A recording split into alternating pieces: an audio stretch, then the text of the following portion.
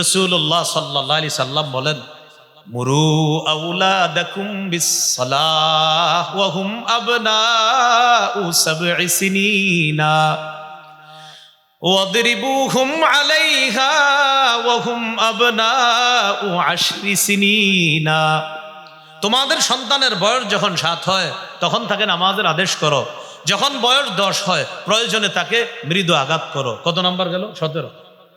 আপনি পাশে পড়ছেন, আপনি একটু পরে কিন্তু জিজ্ঞাম, কিন্তু আপনার একটু পড়বে, আপনি কিন্তু বলতে হবে। হ্যাঁ, 18 নাম্বার, মসজিদে শিশুর উপস্থিতি গুরুত্ব দেওয়া। কোন জায়গায়? মসজিদে শিশুর উপস্থিতি গুরুত্ব দেওয়া। এটা মন দিয়ে শোনেন। বর্তমান সমাজে আমাদের অনেক সন্তানরা, শিশুরা, 6-7 বছরের শিশুরা মসজিদে গেলে হঠাৎ যদি ওরা কোনো দুষ্টামি করে, মুরব্বীরা ওদেরকে এমন ধমক দিয়ে বের করে দেয় মসজিদ থেকে, ও আর 2-3 মাসও মসজিদের কাছে আসে না। 18 নাম্বার, শিশুকে মসজিদে গেলে মসজিদে ওর উপস্থিতি গুরুত্ব দেওয়া। এবার আমি আপনাদেরকে একটা পরামর্শ হিসাবে বলি, 4-5 জন শিশু মসজিদে যদি আপনি নিয়ে যান, ওদেরকে যদি একসাথে নামাজের কাতারে দাঁড় করায় দেন, ওরা কিন্তু মসজিদে এলাকায় রাখবে না, অন্য কোথাও নিয়ে যাবে। এখন আপনারা একটা বুদ্ধি করবেন, অভিভাবকরা প্রত্যেক শিশুকে আপনার সাথে দাঁড় করান। এক কোণায় আপনি দাঁড়ান, আপনার সাথে আপনার শিশু, মাঝে খাম্বা আছে মনে করেন, কথার কথা, এখানে আরেক অভিভাবক তার শিশু নিয়ে দাঁড়াবে, আরেক কোণায় আরেক শিশু নিয়ে দাঁড়াবে। এইভাবে শিশুরে মসজিদে আটকান, মসজিদ থেকে বের করে দিয়েন না। আপনারা যখন রুকুতে যাবেন, ওরা কিন্তু ওদের নেটওয়ার্ক ঠিক রাখে, রুকুতে গেলে সবাই এইভাবে নেটওয়ার্ক ঠিক রাখে, তো দুষ্টামি করতে পারে না। এগুলো জানেন, যারা সন্তানের বাবা আছেন আপনারা জানার কথা। তো এইভাবে ওদেরকে মসজিদে আটকান, মসজিদে ওদেরকে মসজিদমুখী করেন। কেন? নবীজি সাল্লাল্লাহু আলাইহি সাল্লাম ইমাম সাহেবকে বলছে, ইমাম সাহেব আপনি যখন নামাজ পড়াবেন 4 শ্রেণীর মুসল্লিরে গুরুত্ব দিয়ে আপনি নামাজ পড়াতে হবে। সুবহানাল্লাহ। ক্বালা রাসূলুল্লাহ সাল্লাল্লাহু আলাইহি ওয়াসাল্লাম, ইযা আম্মা আহাদুকুমুন নাস ফালইউখাফফিফ। নবীজি বলেন, তোমাদের কেউ যখন মানুষের ইমামতি করবা, 4 শ্রেণীর মুসল্লির প্রতি লক্ষ্য রেখে নামাজ একটু সহজ করবা। 4 শ্রেণীর মুসল্লির প্রতি লক্ষ্য রেখে নামাজ একটু সহজ করবা। 1 নাম্বার, ফাইন্না ফীহি মুদ্দাঈফা, মুসল্লিদের মধ্যে দুর্বল মুসল্লি আছে। 2 নাম্বার, ওয়া মারিদা, মুসল্লিদের মধ্যে অসুস্থ মুসল্লি আছে। 3 নাম্বার, ওয়াস সাগীরা, মুসল্লিদের মধ্যে শিশু মুসল্লি আছে। সুবহানাল্লাহ। কে আছে বলেন, কে আছে? শিশু। 3 নাম্বার। 4 নাম্বার, ওয়াল কাবীরা, বৃদ্ধ মুসল্লি আছে। বলেন 4 শ্রেণীর মধ্যে শিশুর কথা আছে কিনা? এখন বলেন, ইমাম সাহেবরে নবী বলছে 4 শ্রেণীর প্রতি গুরুত্ব দিয়ে নামাজটা একটু সহজ করেন, 4 শ্রেণীর মধ্যে শিশু আছে। তাহলে শিশুকে মসজিদে নবী আটকাতে বললেন না বের করে দিতে বললেন? আল্লাহ আমাদেরকে কথাগুলা গুরুত্ব সহকারে অনুধাবন করে এই 18 নম্বর অধিকার, শিশুকে মসজিদে তার উপস্থিতি গুরুত্ব দিয়ে এখন থেকে আমরা শিশুদের উপস্থিতি মসজিদে বাড়ানোর চেষ্টা করব। তবে দুষ্টামি যেন তারা না করে, ওই কৌশলটা আমরা অবলম্বন করব।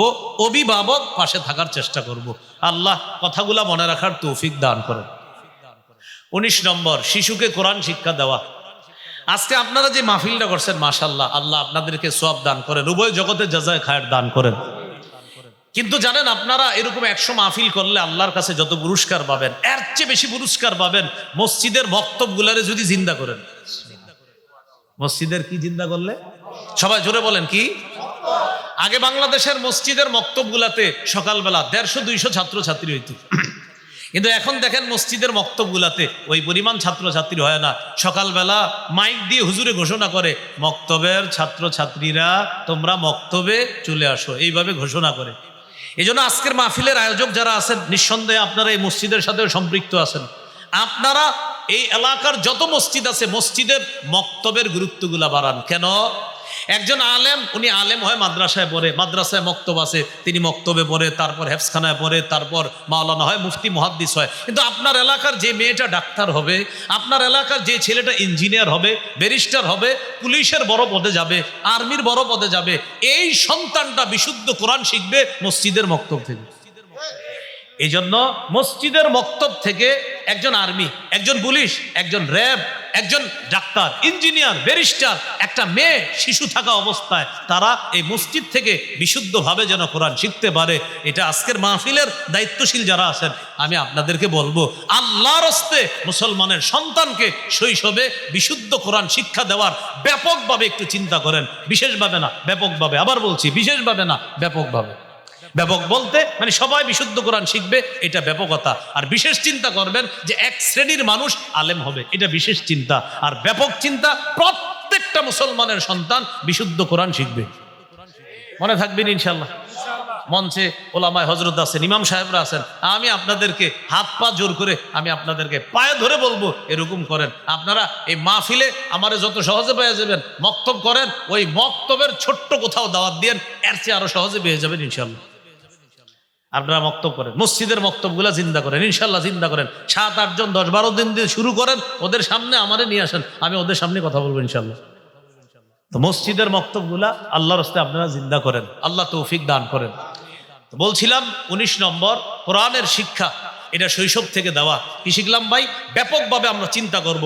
আমারই আপনারা চিন্তা করবেন, এই নবীনগরের প্রত্যেকটা মুসলমানের সন্তান বিশুদ্ধ কোরআন শিখতে হবে, এটা আমরা মাথায় রাখতে হবে ইনশাআল্লাহ। তিরমিজির হাদিস 2909 নম্বর হাদিস। এই হাদিসের মধ্যে আছে রাসূলুল্লাহ সাল্লাল্লাহু আলাইহি সাল্লাম বলেন, খায়রুকুম মান তাআল্লামাল কুরআনা ওয়া আল্লামা। তোমাদের মধ্যে সর্বোত্তম ওই ব্যক্তি যে কোরআন শিখে অন্যকে শিখায়। দেখেন না কি সুন্দর করে শিখায় সকালবেলা হুজুরে। হামজা লাম জবর আল, হামিম জবর হাম, আল হাম, দাল পেশ দু, আলহামদু। ছোট্ট একটা বেত নিয়ে কি মনে পড়ে জীবনগুলা। আব্দুর রহিম এদিকে পর, তুই পর। বা জবর বা, শিন জবর শা, বাসা, র দুই পেশ রুন, বাসারুন, যা তুই যা। তুই এদিকে পর।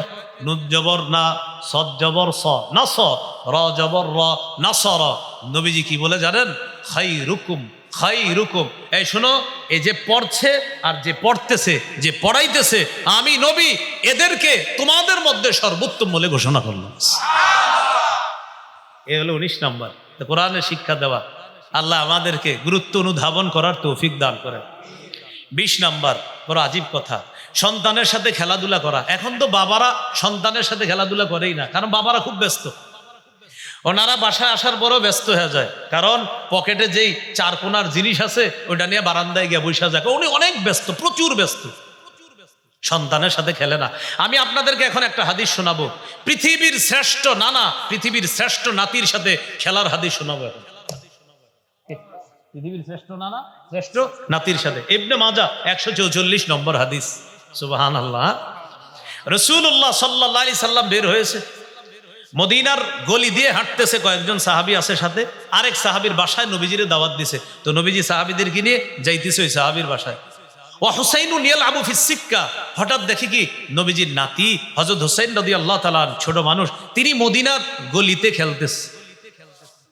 নবীজি যখন নাতিকে দেখলেন, সবাই রে নবীজি এইভাবে পিছনে সরায়া সবার সামনে চলে গেলেন। এই হুসাইন খেলতেছে। হ্যাঁ, নবীজিকে যেই মাত্র হযরত হুসাইন দেখলেন, দেখার পর ইয়াফিররু হা হুনা ওয়া ইয়াফিররু হা হুনা, যেই মাত্র নানারে দেখছে, নাতি একবার এদিকে পালায় আর একবার এদিকে পালায়। নবীজিও নাতিরে ধরার জন্য একবার এদিকে দৌড়ায় আর একবার এদিকে দৌড়ায়। হাদিসে আসছে ইউলাইবু, নবী তার নাতির সাথে খেলতেছে, ওই দাহিকু, নবী হাসতেছে, নাতিও হাসতেছে, পাশে সাহাবায়ে কেরাম এই সুন্দর দৃশ্য উপভোগ করতেছে।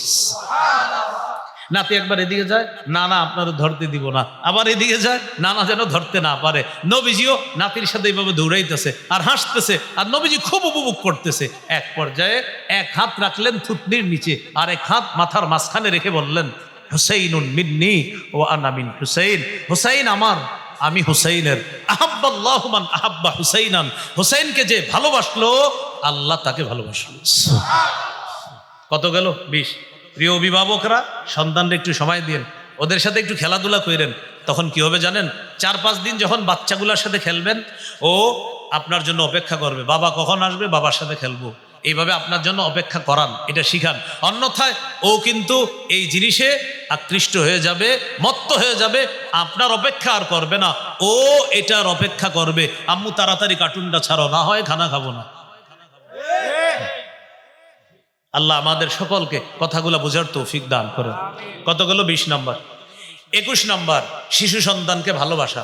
মাঝে মাঝে জড়ায়া ছোট্ট ছেলেটাকে মেয়েটাকে জড়িয়ে ধরে বলবেন, আল্লাহ আমি ওরে খুব ভালোবাসি, আপনিও ভালোবাসেন, এইভাবে আল্লাহকে বলবেন। সহিহ বুখারীর 5884 নম্বর হাদিস। নবীজি একদিন বাজার থেকে আসার পর নবীজি বললেন, আইনা লুকা। লুকা এটা আরবি শব্দ, এটার বাংলা হলো হ্যাংলা পাতলা শিশু। নবীজি বললেন, আইনা লুকা, আচ্ছা আমার হ্যাংলা পাতলা শিশুটা কই? শিশু মানে হযরত হাসান কোথায়? হযরত হাসান দেখতে হ্যাংলা পাতলা ছিলেন। আয়েশা বললেন, আমার হ্যাংলা পাতলা ভাই কোথায়? আমার হ্যাংলা পাতলা সন্তান কোথায়? কোথায় হাসান কোথায়? হাসান দৌড়ে আসার পর ইলতাজামাহু, নবীজি হযরত হাসানকে বুকের সাথে জড়ায়া ধরে বললেন, আল্লাহুম্মা ইন্নী উহিব্বুহু, আল্লাহ আমি হাসানকে খুব ভালোবাসি।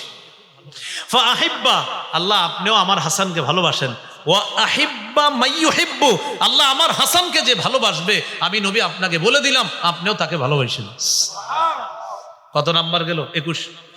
22 নাম্বার, দেখেন আমার দিকে, শিশুকে রানে বসানো। শিশুকে রানে বসানো, রানে বসিয়ে মাঝে মাঝে আদর করবেন শিশু সন্তানকে। আজকে সুন্নাহটা এই নিয়তে পালন করবেন যে নবী শিশুকে রানে বসাইছে, আমিও বসাইলাম। কেন? আমার নবীর সুন্নাহ জিন্দা করলাম। আজকে বাসায় গিয়ে এই সুন্নাহটা, যাদের শিশু আছে ইনশাআল্লাহ এই সুন্নাহটা আদায় করার চেষ্টা করবেন। সহিহ বুখারীর 6003 নম্বর হাদিস।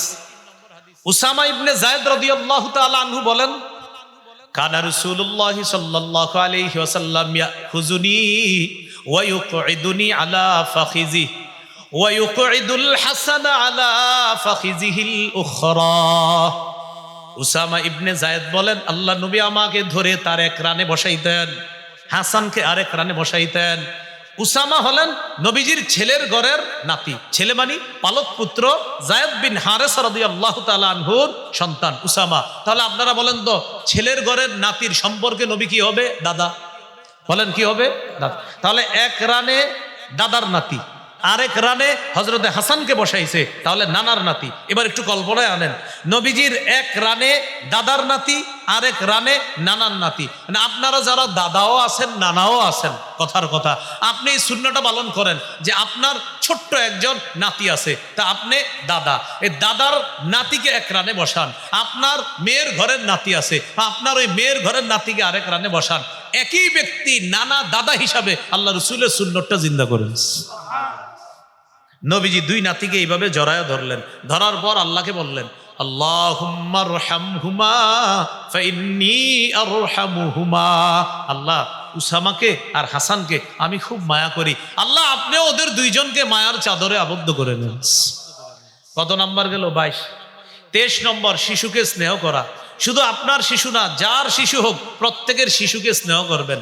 সমাজে কিছু মানুষ আছে, এরা শুধু নিজের শিশুকে স্নেহ করে, অন্যের শিশুরে দেখলে একটা হাসিও দেয় না, উল্টা অন্যের শিশু যদি তারে দেখে আর ওই রাস্তা দিয়ে হাঁটে না। কিছু মানুষ এমন অভিনয় করে শিশুদেরকে দেখলে মনে হয় যে উনি এশিয়া মহাদেশ চালায়, আসলে এলাকার চা দোকানের সামনে বসে গেছে। কেন? আপনি একটা হাসি দিলে সমস্যা কোথায়? না, বাচ্চারে দেখলে একটা হাসি দিবেন, আল্লাহ খুশি হয়। তো কি করে জানেন? চেহারাটা এমন করে, মানে আরেকজনের শিশু, আরেকজনে বলে এটা কার ছেলে রে, এটা কার মেয়ে রে, মানে উনি খুব একটা ভাব নিতেছে যে এশিয়া মহাদেশ যে কোনো মুহূর্তে উনি দখল করতে পারেন। কেন? আপনি কেন এইভাবে জিজ্ঞাসা করতেছেন এটা কার ছেলে কার মেয়ে? আপনার চেহারা কেন এমন থাকবে? একটা বাচ্চা মানুষের ব্যাপারে আপনার চেহারা এমন কেন হবে বলেন? ও আপনার শত্রুর ছেলে, মনে করেন বাচ্চাটা আপনার শত্রুর ছেলে, আপনার শত্রুর মেয়ে, ও তো নিষ্পাপ।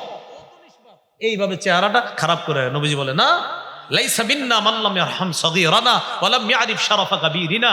যে ব্যক্তি ছোটদেরকে স্নেহ করে না আর বড়দেরকে শ্রদ্ধা করে না, নবী বলেন তারা আমার উম্মতের অন্তর্ভুক্ত না। তিরমিজি 1920 নম্বর হাদিসে আসছে, নবী বলেন যারা ছোটকে স্নেহ করে না, বড়কে শ্রদ্ধা করে না, তারা আমাদের অন্তর্ভুক্ত না। কি শিখলাম ভাই? শুধু আমাদের শিশু না, আমরা যে কোনো শিশু এক একটা ফুল, তাদেরকে দেখলে একটা মুস্কি হাসি দিব ইনশাআল্লাহ। নবীজি বলেন আমার এই দুই আঙ্গুল যেমন পাশাপাশি, আমি এবং দুই কন্যার অভিভাবক এইভাবে পাশাপাশি জান্নাতে প্রবেশ করব। যার 3 কন্যা আছে, রাসূলুল্লাহ সাল্লাল্লাহু আলাইহি সাল্লাম বলেন মান কানাত লাহু সালাসু বানাত, যার 3 জন মেয়ে আছে অথবা 3 জনের বেশি মেয়ে আছে, এই মেয়েদেরকে বাবা অভিভাবক সুন্দরভাবে লালন পালন করে, হাদিসের ভাষ্য ফায়ুবিহিন্না ওয়ায়াকফিহিন্না ওয়ায়ারহামুহুন্না, অভিভাবক এই 3 কন্যার জন্য যথেষ্ট হয়ে যায়। এই 3 কন্যাকে লালন পালন করে, এই 3 কন্যার প্রতি মায়া করে, দয়া করে।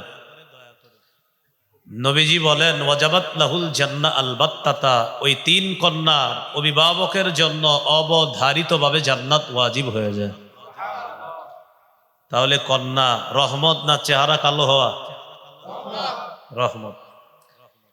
ফাতেমা রাদিয়াল্লাহু তাআলা আনহা মহিলা মাদ্রাসায় ছাত্রীরা লেখাপড়া করে, এই জন্য কন্যাকে অবজ্ঞা না করে কন্যাকেও সুশিক্ষায় শিক্ষিতা করার মানসিকতায়, তাদেরকে আদর্শ সভ্য একজন মা হিসাবে প্রতিষ্ঠিত করার লক্ষ্যে মহিলা মাদ্রাসায় দেওয়া, এটা অভিভাবকের দায়িত্ব, কর্তব্য। আল্লাহ আমাদেরকে কন্যাদেরকেও যথেষ্ট গুরুত্ব সহকারে যেন আমরা একজন সভ্য আদর্শ রমণী হিসাবে প্রতিষ্ঠিত করতে পারি, আল্লাহ তৌফিক দান করেন। সহিহ মুসলিমের হাদিস 3535 নম্বর হাদিস। এই হাদিসের মধ্যে আছে রাসূলুল্লাহ সাল্লাল্লাহু আলাইহি সাল্লাম বলেন আদ-দুনিয়া মাতা ওয়া খায়রু মাতা'id দুনিয়া আল মারআতুস সালিহা, দুনিয়া ভোগের জায়গা। এই দুনিয়ার সবচাইতে শ্রেষ্ঠ সম্পদ একজন নেককার নারী, একজন নেককার স্ত্রী যদি কারো হয়, আল্লাহ তাকে পৃথিবীর সবচেয়ে শ্রেষ্ঠ সম্পদ দান করছে। তাহলে কন্যার দাম অনেক বেশি, কারণ কন্যা বোন হয়, কন্যা মা হয়, কন্যা হয়, কন্যা শাশুড়ি হয়। সবচেয়ে বড় ব্যাপার, আমরা সবাই কোনো না কোনো কন্যার পেট থেকে দুনিয়াতে আসছি, ঠিক না? কন্যা এই জন্য বললাম, আমার মা কারো কন্যা, আপনার মা কারো কন্যা, আমাদের প্রত্যেকের মা আরেকজনের কন্যা। মা না হলে আমরা দুনিয়াতে আসতাম না। এই জন্য মায়ের অনেক দাম, কন্যার অনেক দাম। আল্লাহ আমাদেরকে গুরুত্ব সহকারে আজকে যেই কথাগুলা শুনলাম, কন্যাদেরকেও যেন যথেষ্ট গুরুত্ব সহকারে আমরা আদর্শ সভ্য মানুষ করতে পারি, আল্লাহ তৌফিক দান করেন। কন্যা হোক অথবা ছেলে হোক, শুকরিয়া আদায় করার বিষয়। সহিহ মুসলিমের হাদিস, রাসূলুল্লাহ সাল্লাল্লাহু আলাইহি সাল্লাম বলেন মুমিনের জীবনটা বড় আশ্চর্য। মুমিনের জীবনে কল্যাণ আসলে মুমিন শুকর আদায় করে, ফাকানা খায়রাল্লাহ, এই শুকরিয়া আদায় মুমিনের কল্যাণের কারণ হয়ে যায়। মুমিনের জীবনে কোনো বিপদ আসলে সবর, মুমিন ধৈর্য ধারণ করে, ফাকানা খায়রাল্লাহ, সবর করাও মুমিনের জন্য কল্যাণকর হয়ে যায়। শুকরিয়া আদায় এটাও মুমিনের জন্য কল্যাণ, সবর করা এটাও মুমিনের জন্য কল্যাণ, কৃতজ্ঞতা প্রকাশ করা এটাও মুমিনের নাজাতের কারণ হয়ে যায়, সবর করা এটাও মুমিনের নাজাতের কারণ হয়ে যায়। পুরো আলোচনাটা এতটুকু বুঝে থাকলে বলেন, কন্যা কার নেয়ামত, ছেলে কার নেয়ামত? উভয়টা হলেই শুকরিয়া আদায় করা।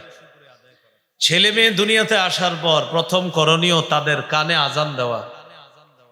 এইখানেও আমরা কন্যাদেরকে যথেষ্ট অবহেলা করি। ছেলে হইলে আজান দেয়, মেয়ে হইলে আজান দেওয়া দূরের কথা, ভুইলা যায়, কাউরে জানায়ও না হের যে মেয়ে হইছে।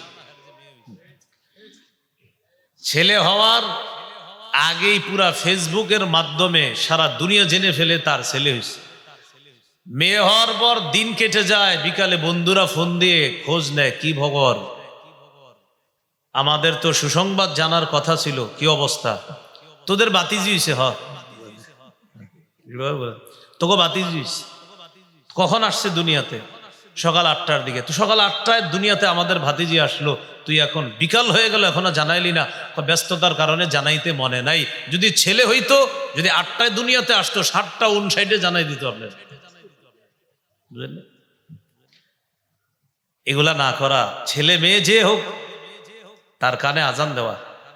আল্লাহ আমাদেরকে কথাগুলা মনে রাখার তৌফিক দান করেন। আবু দাউদের হাদিস 5105 নম্বর হাদিস।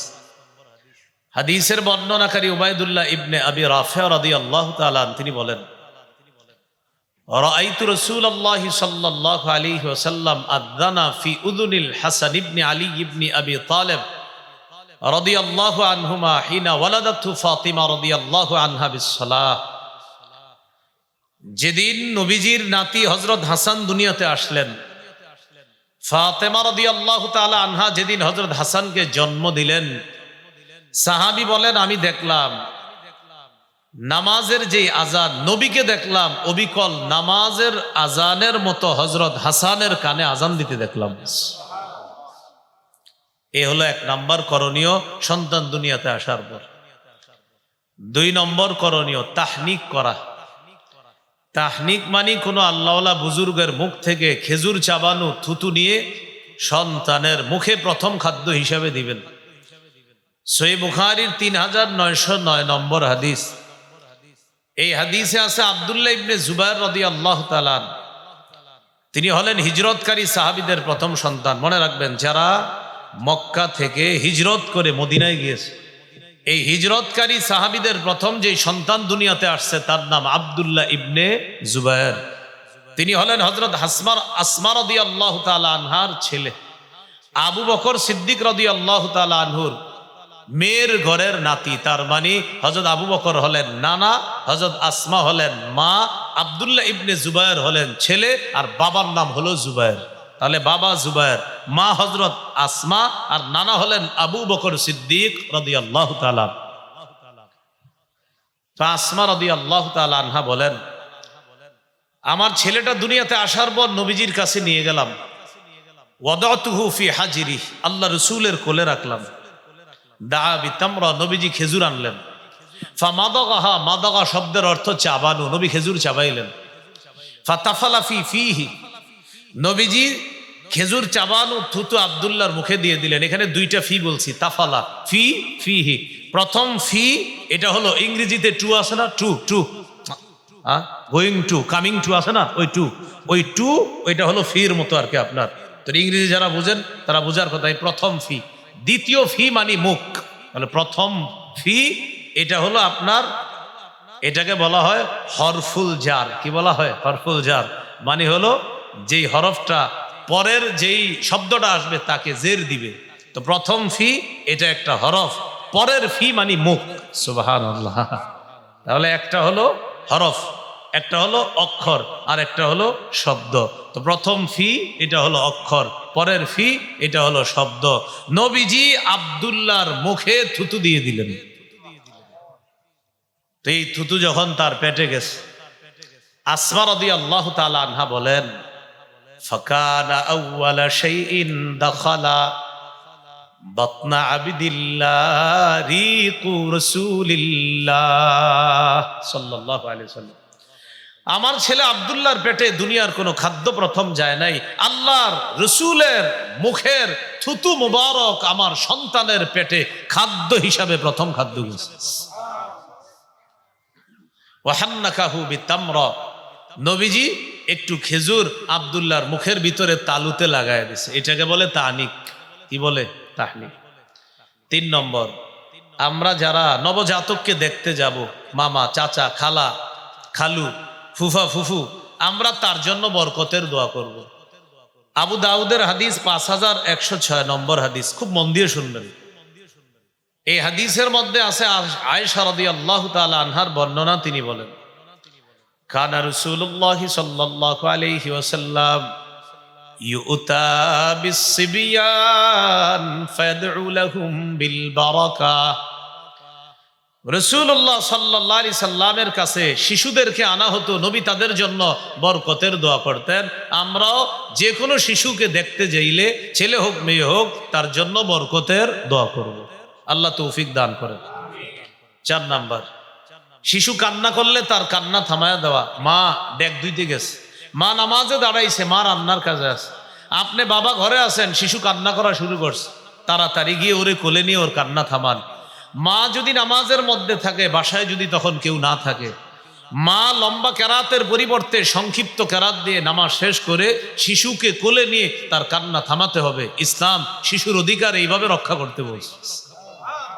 দলিল সহিহ বুখারী 868 নম্বর হাদিস। এই হাদিসের মধ্যে আছে রাসূলুল্লাহ সাল্লাল্লাহু আলাইহি সাল্লাম বলেন, ইন্নী লাআকুমু ইলাস সালাহ উরিদু আন উতাওয়িলা ফিহা ফাসমাউ বুকা আস-সাবিয়্যি ফাআতাজাওয়াজু ফি সালাতি কারাহিয়াতা আন আশুক্কা আলা উম্মিহি। আমি নামাজে দাঁড়াই, লম্বা কেরাত পড়ার নিয়ত করি, নবীজির বক্তব্য। নবী বলেন, আমি নামাজে দাঁড়াই, লম্বা কেরাতের নিয়ত করি, ওই মুহূর্তে যদি আমি কোনো শিশুর কান্নার আওয়াজ শুনি, আমি আমার কেরাত সংক্ষিপ্ত করি। লম্বা কেরাতের নিয়তটা পাল্টায়া কেরাত সংক্ষিপ্ত করি। কেন? আমার পিছনে যারা নামাজ পড়তেছে তাদের মধ্যে মহিলা আছে, মা আছে, ওই শিশুর মা আমার পিছনে আছে। আমার নামাজ যদি লম্বা হয় তাহলে মা পিছনে তার নামাজও লম্বা হবে, শিশুর কান্নাও বাড়তে থাকবে। এই জন্য আমি সংক্ষিপ্ত কেরাত দিয়ে নামাজ শেষ করি, যেন শিশুর কান্নাটা থেমে যায়। কিভাবে থামবে? মা আমার পিছনে তাড়াতাড়ি নামাজ শেষ করে শিশুকে কোলে নিয়ে তার শিশুর কান্না থামাবে। আমি নবী সংক্ষিপ্ত কেরাতের মাধ্যমে মা এবং শিশুর অধিকার প্রতিষ্ঠিত করি। মায়ের অধিকার কি?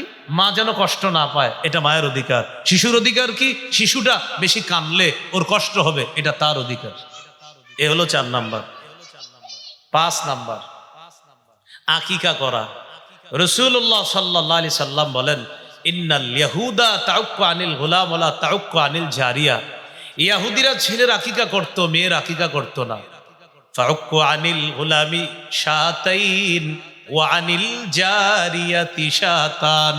তোমরা ছেলের পক্ষ থেকে 2টি ছাগল আকিকা করবা, মেয়ের পক্ষ থেকে 1টি ছাগল আকিকা করবা। তাহলে ইহুদিদের অভ্যাস ছিল, তারা ছেলের আকিকা করত, মেয়ের আকিকা করত না।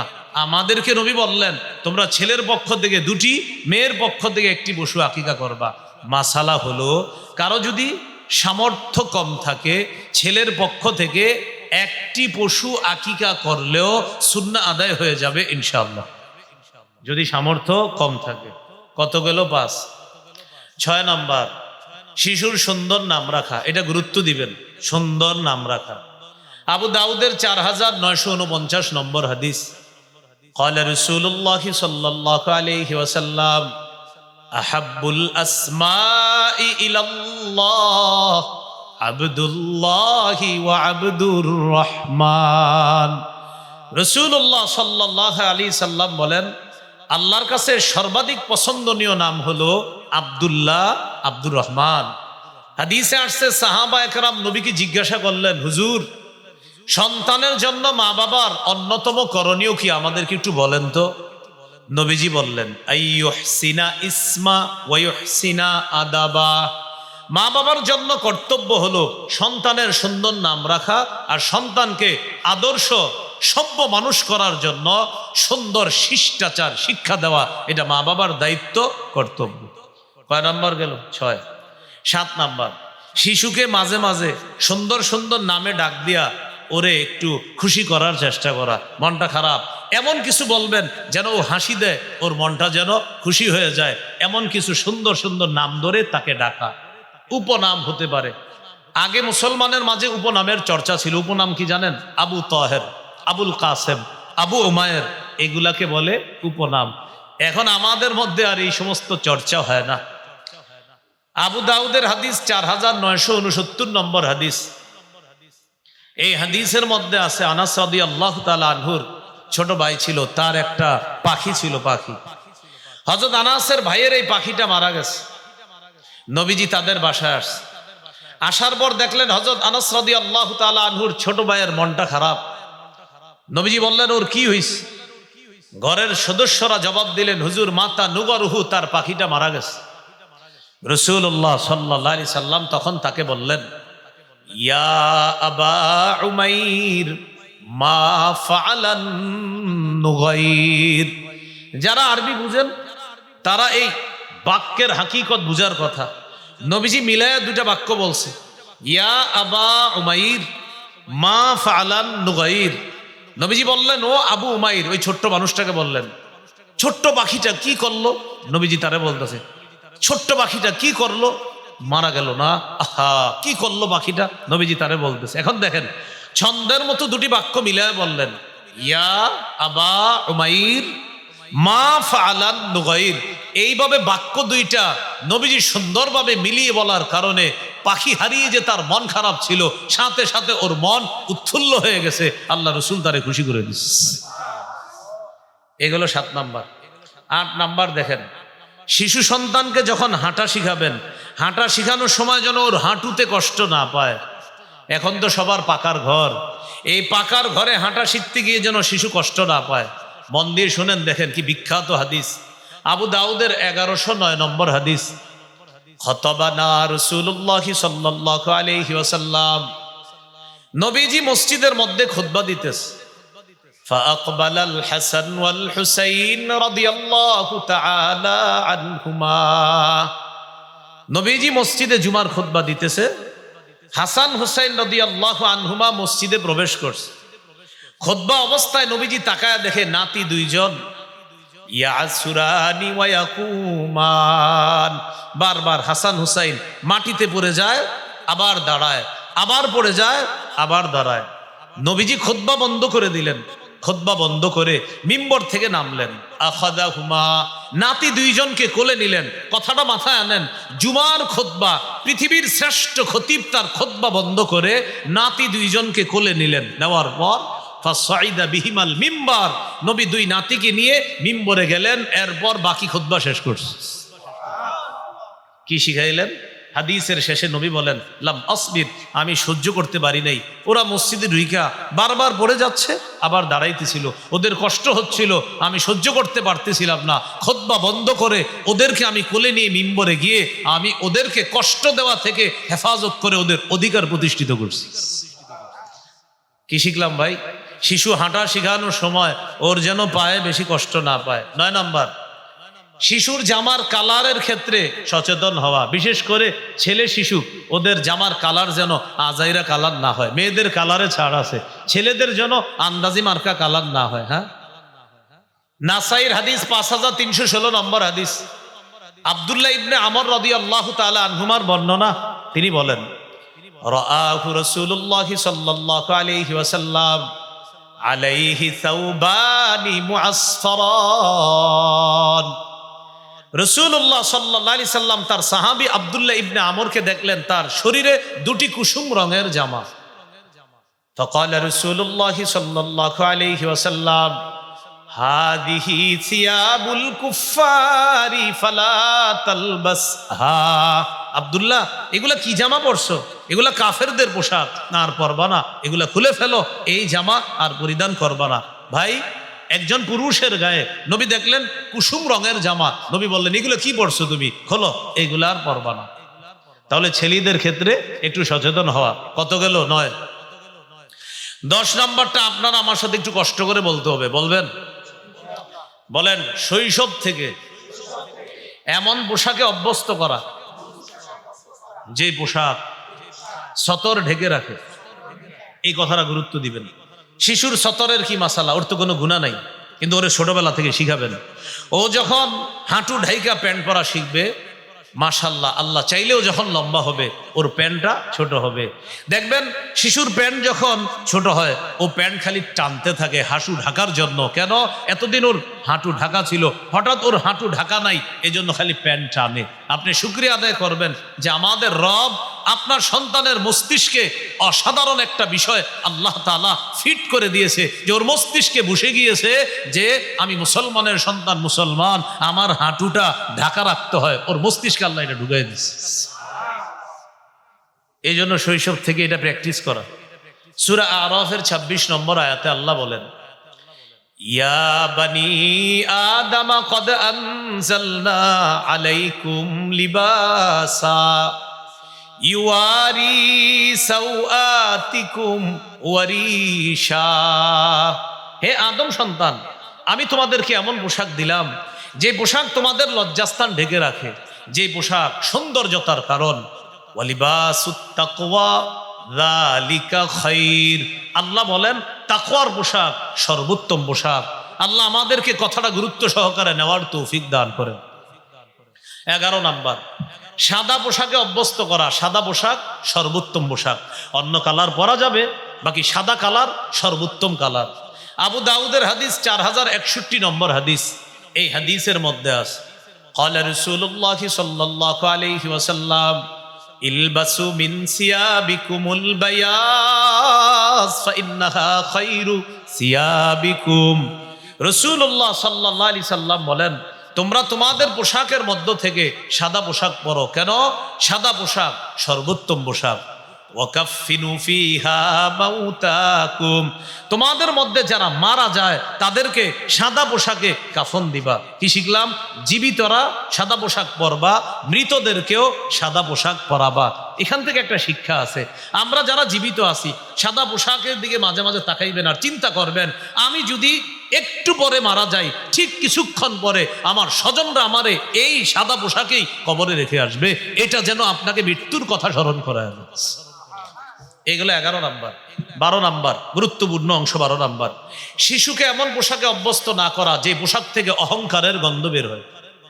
আপনার সন্তান খুব দামি একটা পোশাক পরছে, সে গিয়ে এমন শিশুদের সাথে মিশছে যে শিশুরা আপনার কম দামি জামা পরা, এখন ও গিয়ে ওদের সাথে বলতেছে, এগুলা কি পরছো তোমরা, দেখছো আমার বাবা কি কিনে দিছে। আপনার সন্তান যেন এটা কখনো না বলে, খুব সতর্ক থাকবেন। আপনার সন্তান যাদের সাথে মিশতেছে ওদের ব্যাপারটা একটু মাথায় রেখে আপনার সন্তানটাকে চালানোর চেষ্টা করবেন। ও যেন কখনোই অহংকারী না হয়, অহংকারের পোশাক যেন ওর শরীরে না আছে। দেখেন আপনার সামর্থ্য আছে, অনেক টাকার জামা পরানোর সামর্থ্য আছে, এটা আমি স্বীকার করছি, কিন্তু আমি বলছি পোশাক যেন ওকে অহংকারী না বানায়, এটা হলো উদ্দেশ্য। 12 নাম্বার গেল এটা। হাদিসের মধ্যে রাসূলুল্লাহ সাল্লাল্লাহু আলাইহি সাল্লাম বলেন, কুলু ওয়াশরাবু ওয়া তাসাদ্দাকু ওয়ালবাসু মা লাম ইউখালিতু ইসরাফুন আও মাখিলা। তোমরা খাও, তোমরা পান করো, তোমরা দান করো, তোমরা পোশাক পরিধান করো, যতক্ষণ অপচয়ের কারণ না হয়, যতক্ষণ অহংকারের কারণ না হয়। উম্মত পানাহার করো, পানাহার যেন তোমাকে অপচয়কারী না বানায়, অহংকারী না বানায়। উম্মত তুমি দান করো, দান যেন তোমাকে অহংকারী না বানায়।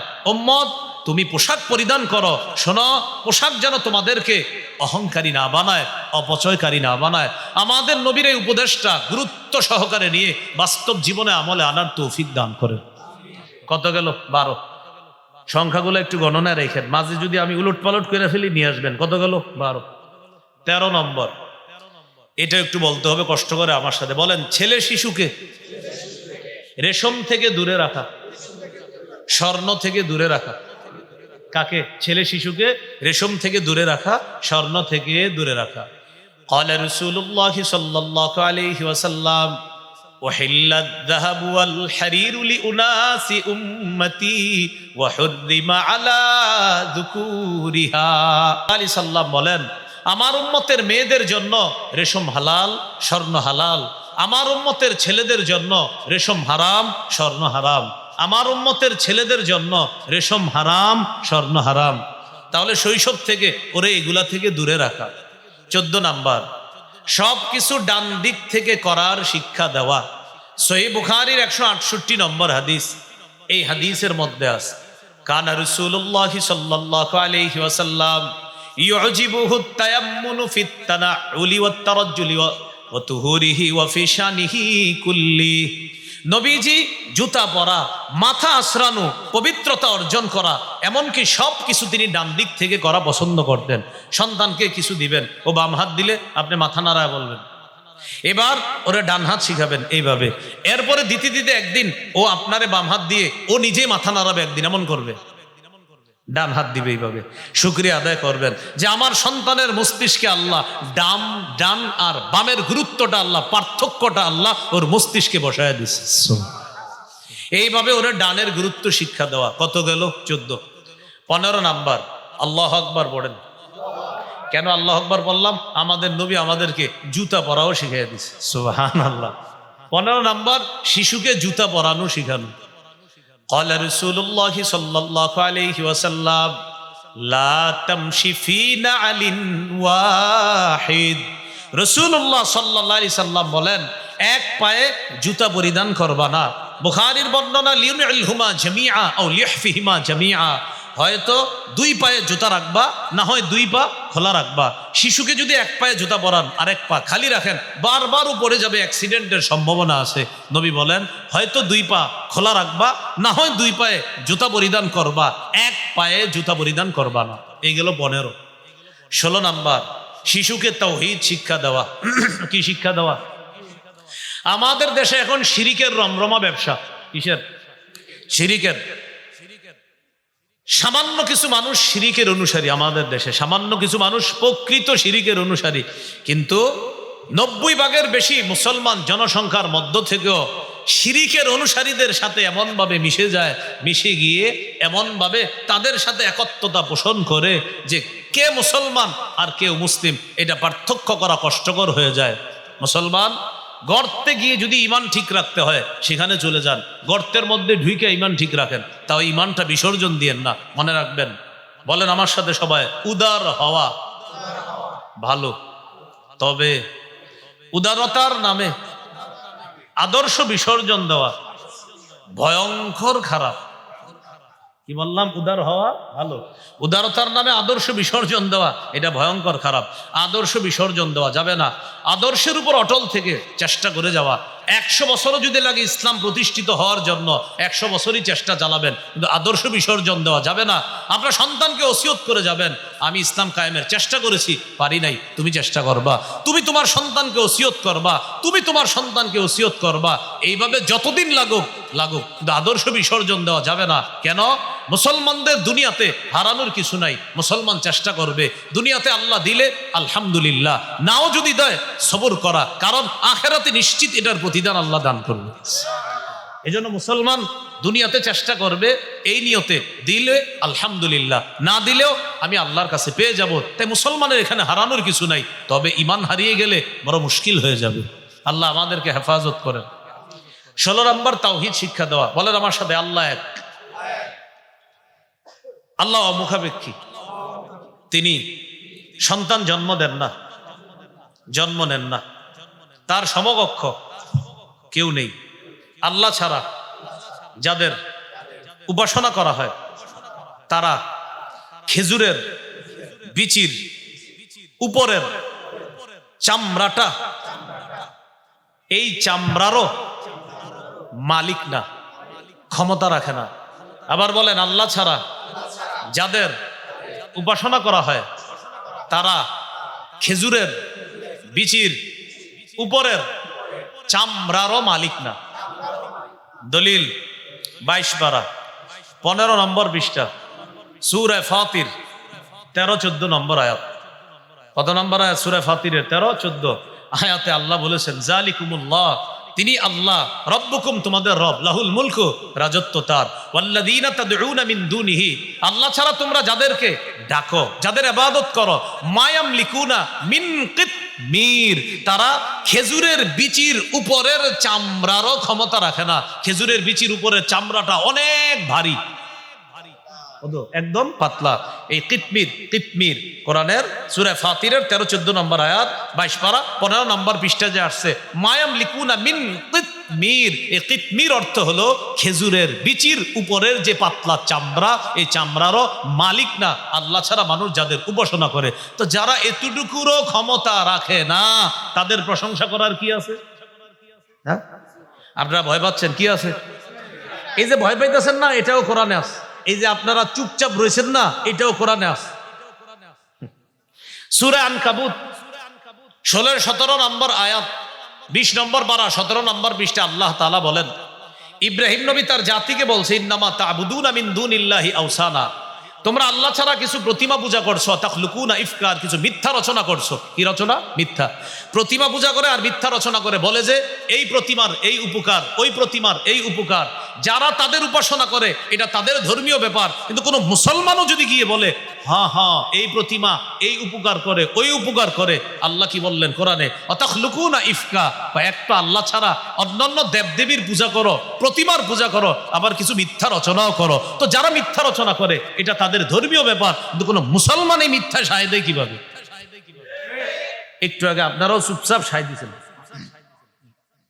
এই একটু আগে চুপচাপ বসে রয়েছেন। কারণ কেন জানেন? আমি একটু আগে বললাম 90 ভাগের বেশি মুসলমান, এটা হলো আমাদের দেশের সবচেয়ে বড় চাপাবাজি এখন। কারণ কিচ্ছু বলতে পারে না, সবাই চুপচাপ থাকে, ইন্না লিল্লাহ, না জানি কি হয়ে যায়, এরকম টেনশন। আল্লাহ আমাদেরকে হেফাজত করেন। আপনার কবরে আমি যাব না, আমার কবর আপনি যাবেন না, কিন্তু আপনাকে আমি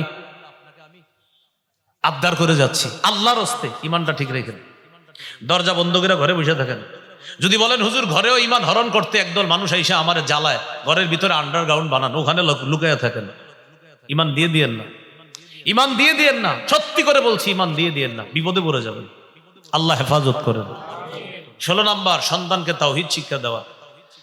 তিরমিজির হাদিস 2516 নম্বর হাদিস। এই হাদিসের মধ্যে আসছে রাসূলুল্লাহ সাল্লাল্লাহু আলাইহি সাল্লাম আব্দুল্লাহ ইবনে আব্বাস রাদিয়াল্লাহু তাআলা আনহুমাকে বললেন, ইহফাজিল্লাহ ইয়াহফাজকা, আব্দুল্লাহ, আল্লাহর বিধিবিধানগুলো রক্ষা করবা, আল্লাহ তোমারে রক্ষা করবে।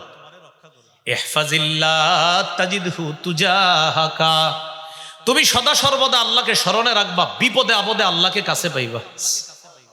ইদা সাআলতা ফাসআলিল্লাহ, আব্দুল্লাহ যখন তুমি চাইবা আল্লাহর কাছে চাইবা। ওয়া ইদাস্তাআনতা ফাস্তাইন বিল্লাহ, আর যখন সাহায্য প্রার্থনা করবা আল্লাহর কাছে সাহায্য প্রার্থনা করবা। এইভাবে সন্তানকে তাওহীদ শিক্ষা দেওয়া। 17 নাম্বার, ঈমানি তরবিয়ত শিক্ষা দেওয়া। ঈমানি তরবিয়তের মধ্যে শ্রেষ্ঠ তরবিয়ত নামাজের তরবিয়ত শিক্ষা দেওয়া। 7 বছর বয়সে সন্তানকে নামাজের আদেশ করা, 10 বছর বয়সে প্রয়োজনে তাকে মৃদু আঘাত করা। আপনার সন্তান 7 বছর বয়সে নামাজের কথা বললেই যে শুনবে বিষয়টা এমন না। শৈশব থেকে ওরে নামাজে অভ্যস্ত করা। যারা মা আছে, মাকে বলবেন সন্তান যখন ঘুমায় মাঝে মাঝে ওর পাশে দাঁড়ায় যেন মা নামাজ পড়ে। সাধারণত শিশুদের হঠাৎ ঘুম ভেঙে গেলে ও যেন চোখ খুলেই দেখে মা নামাজের মধ্যে আছে। শিশুরা যখন হঠাৎ কিছু দেখে ওর মস্তিষ্কে এটা কাজ করে, ওর অন্তরে এটা নিয়ে কল্পনা শুরু হয়ে যায়, ঘটনা কি, আম্মা এটা কি করে, এই আম্মা কি করে, এটা যেন ওর মধ্যে কাজ করা শুরু করে। হঠাৎ ঘুম ভেঙেই যেন দেখে মা নামাজে আছে। আপনি মাঝে মাঝে সুন্নত বিতির নফল নামাজ ঘরে পড়বেন। আপনার 1.5-2 বছরের শিশুটা দেখবেন দৌড়ে গিয়ে আপনার পাশে নামাজে দাঁড়ায় যাবে। ওর পরনে কাপড় না থাকলেও টুপি একটা দিয়ে আপনার পাশে দাঁড়ায় যাবে। যারা বাবা আছেন ভালো বলতে পারবেন, হ্যাঁ, 1.5-2 বছর বয়স, পরনে কাপড় নাই, কিন্তু দেখে কি আপনি নামাজ পড়লে মাথায় কি যেন একটা থাকে, এটা ওর মাথায় ঢুকছে। তখন ওর চিন্তা হইলো যে কাপড় আছে না আছে এটা চিন্তার বিষয় না, মাথায় এটা ঠিক রাখতে হবে। ছোট মানুষ কোত্থে টুপি একটা নিয়ে মাথায় দিয়ে এই বাবার পাশে গিয়ে দাঁড়ায় যাবে। এবার বাবার দিকে তাকায়, কি করে দেখে বাবার ঠোঁট নড়ে, ও ঠোঁট নাড়াইতে থাকে। এবার যখন রুকুতে যায় তো ও রুকুতে যায়, তো ছোট্ট মানুষ। এবার রুকুতে যাওয়ার পরে বাবা যে সুবহানা রব্বিয়াল আজিম পরে এই সুয়ের সিনের আওয়াজটা ওর কানে গেছে, ওর মাথায় কাজ করছে, ঘটনা কি, আব্বাকে কিছু পরে নাকি। এবার এমনি তাকায়, কি করে, তো দেখে কি বাবার ঠোঁট নড়ে, এবার ওরও ঠোঁট নড়ে। এবার আপনি সালাম ফিরানোর পর যখন আঙ্গুলের করগুলা গনতে থাকবেন, সুবহানাল্লাহ বা ইস্তেগফার পড়তেছেন, 3 তাসবিহ পালন করতেছেন, আপনি এগুলা পড়তেছেন, ও আপনার দিকে আর আঙ্গুলের করের দিকে তাকায়, ও ঠোঁট নাড়ে আর আঙ্গুলের কর গনতে থাকে। এইভাবে রবের শুকরিয়া আদায় করেন যে রব আপনার সন্তানের মস্তিষ্কে অসাধারণ একটা বিষয় আল্লাহ বসিয়ে দিয়েছেন। এইভাবে ওরে সন্তানকে বড় করা। তখন যখন ওর বয়স 7 হবে তখন আপনি ওরে আর আদেশও করা লাগবে না, কারণ ও মাথায় এটা ঢুকে গেছে যে আমি এমন এক পরিবারের সন্তান যেই পরিবারে নামাজ পড়া এটা একটা সহজ বিষয়, কমন বিষয়। এই পরিবারে নামাজ পড়াটাই এটা একটা সহজ বিষয়, এটা যেন ওর মাথায় কাজ করে। রাসূলুল্লাহ সাল্লাল্লাহু আলাইহি সাল্লাম বলেন, মুরু আওলাদাকুম বিসসালাহ ওয়া হুম আবনাউ 7 সিনিনা ওয়াদরিবুহুম আলাইহা ওয়া হুম আবনাউ 10 সিনিনা। তোমাদের সন্তানের বয়স যখন 7 হয় তখন তাকে নামাজের আদেশ করো, যখন বয়স 10 হয় প্রয়োজনে তাকে মৃদু আঘাত করো। কত নাম্বার গেল? 17। আপনি পাশে পড়ছেন, আপনি একটু পরে কিন্তু জিজ্ঞাম, কিন্তু আপনার একটু পড়বে, আপনি কিন্তু বলতে হবে। হ্যাঁ, 18 নাম্বার, মসজিদে শিশুর উপস্থিতি গুরুত্ব দেওয়া। কোন জায়গায়? মসজিদে শিশুর উপস্থিতি গুরুত্ব দেওয়া। এটা মন দিয়ে শোনেন। বর্তমান সমাজে আমাদের অনেক সন্তানরা, শিশুরা, 6-7 বছরের শিশুরা মসজিদে গেলে হঠাৎ যদি ওরা কোনো দুষ্টামি করে, মুরব্বীরা ওদেরকে এমন ধমক দিয়ে বের করে দেয় মসজিদ থেকে, ও আর 2-3 মাসও মসজিদের কাছে আসে না। 18 নাম্বার, শিশুকে মসজিদে গেলে মসজিদে ওর উপস্থিতি গুরুত্ব দেওয়া। এবার আমি আপনাদেরকে একটা পরামর্শ হিসাবে বলি, 4-5 জন শিশু মসজিদে যদি আপনি নিয়ে যান, ওদেরকে যদি একসাথে নামাজের কাতারে দাঁড় করায় দেন, ওরা কিন্তু মসজিদে এলাকায় রাখবে না, অন্য কোথাও নিয়ে যাবে। এখন আপনারা একটা বুদ্ধি করবেন, অভিভাবকরা প্রত্যেক শিশুকে আপনার সাথে দাঁড় করান। এক কোণায় আপনি দাঁড়ান, আপনার সাথে আপনার শিশু, মাঝে খাম্বা আছে মনে করেন কথার কথা, এখানে আরেক অভিভাবক তার শিশু নিয়ে দাঁড়াবে, আরেক কোণায় আরেক শিশু নিয়ে দাঁড়াবে। এইভাবে শিশুরে মসজিদে আটকান, মসজিদ থেকে বের করে দিয়েন না। আপনারা যখন রুকুতে যাবেন, ওরা কিন্তু ওদের নেটওয়ার্ক ঠিক রাখে, রুকুতে গেলে সবাই এইভাবে নেটওয়ার্ক ঠিক রাখে, তো দুষ্টামি করতে পারে না। এগুলো জানেন, যারা সন্তানের বাবা আছেন আপনারা জানার কথা। তো এইভাবে ওদেরকে মসজিদে আটকান, মসজিদে ওদেরকে মসজিদমুখী করেন। কেন? নবীজি সাল্লাল্লাহু আলাইহি সাল্লাম ইমাম সাহেবকে বলছে, ইমাম সাহেব আপনি যখন নামাজ পড়াবেন 4 শ্রেণীর মুসল্লিরে গুরুত্ব দিয়ে আপনি নামাজ পড়াতে হবে। সুবহানাল্লাহ। قال رسول الله صلى الله عليه وسلم إذا أما أحدكم الناس فليخفف। নবীজি বলেন, তোমাদের কেউ যখন মানুষের ইমামতি করবা 4 শ্রেণীর মুসল্লির প্রতি লক্ষ্য রেখে নামাজ একটু সহজ করবা। 4 শ্রেণীর মুসল্লির প্রতি লক্ষ্য রেখে নামাজ একটু সহজ করবা। 1 নাম্বার, ফাইন্না ফীহি মুদ্দাঈফা, মুসল্লিদের মধ্যে দুর্বল মুসল্লি আছে। 2 নাম্বার, ওয়াজ মারিদা, মুসল্লিদের মধ্যে অসুস্থ মুসল্লি আছে। 3 নাম্বার, ওয়াস সাগীরা, মুসল্লিদের মধ্যে শিশু মুসল্লি আছে। সুবহানাল্লাহ। কে আছে বলেন, কে আছে? শিশু। 3 নাম্বার। 4 নাম্বার, ওয়াল কাবীরা, বৃদ্ধ মুসল্লি আছে। বলেন 4 শ্রেণীর মধ্যে শিশুর কথা আছে কিনা? এখন বলেন, ইমাম সাহেবরে নবী বলছে 4 শ্রেণীর প্রতি গুরুত্ব দিয়ে নামাজটা একটু সহজ করেন, 4 শ্রেণীর মধ্যে শিশু আছে, তাহলে শিশুকে মসজিদে নবী আটকাতে বললেন না বের করে দিতে বললেন? আল্লাহ আমাদেরকে কথাগুলা গুরুত্ব সহকারে অনুধাবন করে এই 18 নম্বর অধিকার, শিশুকে মসজিদে তার উপস্থিতি গুরুত্ব দিয়ে এখন থেকে আমরা শিশুদের উপস্থিতি মসজিদে বাড়ানোর চেষ্টা করব। তবে দুষ্টামি যেন তারা না করে ওই কৌশলটা আমরা অবলম্বন করব। অভিভাবক পাশে থাকার চেষ্টা করব। আল্লাহ কথাগুলা মনে রাখার তৌফিক দান করেন। 19 নম্বর, শিশুকে কোরআন শিক্ষা দেওয়া। আজকে আপনারা যে মাহফিলটা করছেন, মাশাআল্লাহ, আল্লাহ আপনাদেরকে সওয়াব দান করেন, উভয় জগতে জাযায়ে খায়ের দান করেন। কিন্তু জানেন আপনারা এরকম 100 মাহফিল করলে আল্লাহর কাছে যত পুরস্কার পাবেন, এর চেয়ে বেশি পুরস্কার পাবেন মসজিদের বক্তব্যগুলারে যদি জিন্দা করেন। মসজিদের কি জিন্দা করলে? সবাই জোরে বলেন কি? আগে বাংলাদেশের মসজিদের বক্তব্যগুলাতে সকালবেলা 150-200 ছাত্রছাত্রী হইতো, কিন্তু এখন দেখেন মসজিদের মক্তবগুলাতে ওই পরিমাণ ছাত্রছাত্রী হয় না। সকালবেলা মাইক দিয়ে হুজুরে ঘোষণা করে, মক্তবের ছাত্রছাত্রীরা তোমরা মক্তবে চলে আসো, এইভাবে ঘোষণা করে। এই জন্য আজকের মাহফিলের আয়োজক যারা আছেন, নিঃসন্দেহে আপনারা এই মসজিদের সাথে সম্পৃক্ত আছেন। আপনারা এই এলাকার যত মসজিদ আছে মসজিদের মক্তবের গুরুত্বগুলা বাড়ান। কেন? একজন আলেম, উনি আলেম হয় মাদ্রাসায় পড়ে, মাদ্রাসায় মক্তব আছে, তিনি মক্তবে পড়ে, তারপর হেফজখানায় পড়ে, তারপর মাওলানা হয়, মুফতি মুহাদ্দিস হয়। কিন্তু আপনার এলাকার যে মেয়েটা ডাক্তার হবে, আপনার এলাকার যে ছেলেটা ইঞ্জিনিয়ার হবে, ব্যারিস্টার হবে, পুলিশের বড় পদে যাবে, আর্মির বড় পদে যাবে, এই সন্তানটা বিশুদ্ধ কোরআন শিখবে মসজিদের মক্তব থেকে।